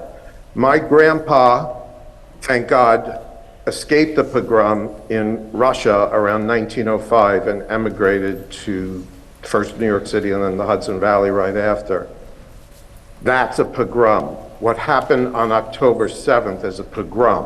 What happened in Hebron in 1929 when 30 innocent Jews were massacred, that's a pogrom. And I am not a Bibi Netanyahu supporter, never have been. I think he's awful. All the friends and family that I have in Israel hate him, and that society there is obviously very divided. And I just wanted to say that I'm a little nervous because I'm pretty emotional. You can't, the ceasefire resolution as it was initially proposed was very one-sided. I want to talk about October 7th for a few minutes because I heard and I see, and how can you not see the suffering of Palestinian civilians and children? And I'm horrified. When Israel started attacking, I was horrified, and every Jewish person I know was horrified. And there was a lot of comment about that, but I didn't see from most of the people commenting on the awful situation in Gaza. I didn't hear anything, or hardly anything, about what happened on October 7th. And we 15 seconds. And on October 7th, men, women raped, mutilated, children killed in front of their parents, parents killed in front of their children, and none of you spoke about that tonight. And that's a problem for me. This time has elapsed. Thank you. What you got, Ben? Next, we have Kim. Kim, you have permission to speak whenever you're ready. Thank you very much. My name is Kim Boldrini Sen. I am a resident of Beacon. To be honest, in a lot of my life, I never really paid attention to politics or anything like that. Never had a TV since I was 18, have not paid attention to the news. In my mind, the whole Israel-Gaza conflict, as it was called, was way too above my head to understand what was going on. I've dated people from Israel, I have friends from Palestine, friends from both. But when this whole issue happened in October, could not stop watching some of the images coming out of this. I have a young child, and every night I would go to sleep and I would see images of other dead children. And I would wonder every night, why am I living here and why are they living there? It became very, very hard, and I had to stop watching any of this. My son and I were in an active shooting several years ago. We were pretty far away from the shooter, but it was still terrifying. We were hiding in a closet for 3 hours. It took my son 2 years to get over that, with therapy every week. I just think of the children that are seeing their family is being blown up, dying by themselves, being cut up. I mean, it really hurts. You know, a paper cut hurts. You don't understand like what the feeling of an entire building falling on you. I understand, you know, people were held captive. I don't really know much about Hamas, to be honest, but it is about 150 people murdered for each person that is being held captive. But they're not really working on trying to release the hostages. It's more of just decimating an entire country. Palestine was a country before all of this. And, you know, it's like we're just standing by. If you think about the Holocaust, imagine it was televised every single day for everyone to watch. Would the United States have interceded earlier instead of waiting several years? What could we have done then? So that's what I'm just asking. You know, there's something called the 100th monkey effect, where after a certain amount of people or animals start to do something, there is a change. 15 I seconds. think it's time that we all put our collective humanity together for peace. Thank you all very much. Have a great night, okay? Thank you. Right, our next speaker is Cutter House. Just please do announce identify yourself as the speaker before you begin, and you now have permission to speak. Hello, my name is Rana. I'm not a Beacon resident, I am a Hudson Valley resident, but I don't feel safe enough to specify my details, only because I have family in the West Bank and Israel monitors all forms of communication, all forms of activity, and therefore a lot of my activity, because I visit my family, puts them in danger. I grew up in the Hudson Valley, not in Beacon, not far from Beacon, however, and I was a student during 9/11. I am Palestinian, I am Muslim, but that is besides the fact that regardless, people are being hurt right now, and people are dealing with a lot of hate right now. And being Palestinian doesn't mean that you're Muslim, and being Muslim doesn't mean you're Palestinian. There are Christians, there are Jews that also identify as being Palestinian. My family were refugees in 1948. My grandfather and grandmother were married in a barn as refugees once they escaped, and lived in that barn and under a tree for 1.5 years. On my dad's side, my grandmother had to deliver her baby as she walked to Jordan in a neighboring village. And as I watch what's happening in Gaza, I'm seeing what happened to my family in real time. And it's even harder to imagine now. Like I said, I grew up in the Hudson Valley, and so I want to, during 9/11, so I want to point things out that I went through a lot during 9/11. At the time I wore a headscarf, and the headscarf in Islam is a form of protection. I don't wear the headscarf anymore, and I did take it after 9/11 because it was no longer protecting me in my community. I was pushed down the stairs. I had the hijab ripped off my head. I was called a terrorist on a daily basis. I was called Osama bin Laden. I was called everything in the book. I had stink bombs and smoke bombs thrown at me by my classmates and my peers. I was told by teachers that all Palestinians were born suicide bombers. Nothing ever happened. There was never any consequences to the way that I was treated in school as an 8th grader. I wore a shirt to school that said "No blood for oil," and students would respond in protest of the war of Iraq, and students would wear shirts that said "Blood for oil" on them. Nothing happened.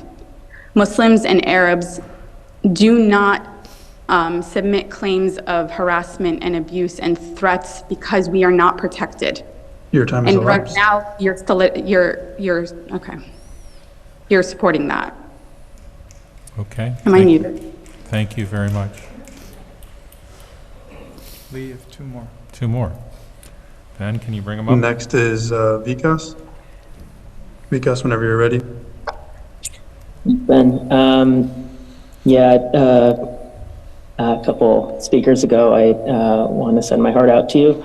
I also have spent the last few months up at night with my child, and I'm so bummed I can't be there tonight with you all, because I'll just say that I have personally found that getting a baby to sleep is much more complex than making a decision on whether or not to use every power I have to try to end US-sponsored bloodshed. I just wanted to, I realize I'm one of the last speakers. I want folks to, City Council, to look around the room and see the Jews and Palestinians and Muslims and Israelis and leaders of the local Black Lives Matter movement and leaders of the local campaigns for housing affordability and protections for tenants, leaders in local climate and environmental justice work through Beacon Climate Action Now, local union members standing alongside 9 million other union members nationwide through the auto workers, both education associations, the postal workers, United Painters.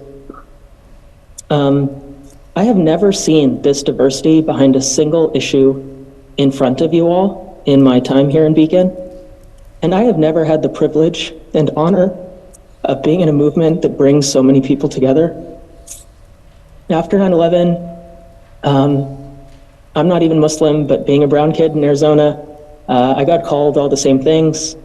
And growing up in that environment, I felt like I needed to make a difference. I got involved in politics really young, and I thought that I would have to find a way to get along and go along in order to make a difference. And I think what I've learned in this movement, what has really been solidified for me, is that when you stand for what is right, even when it's hard, when you stand with the people who are fighting for liberation and peace,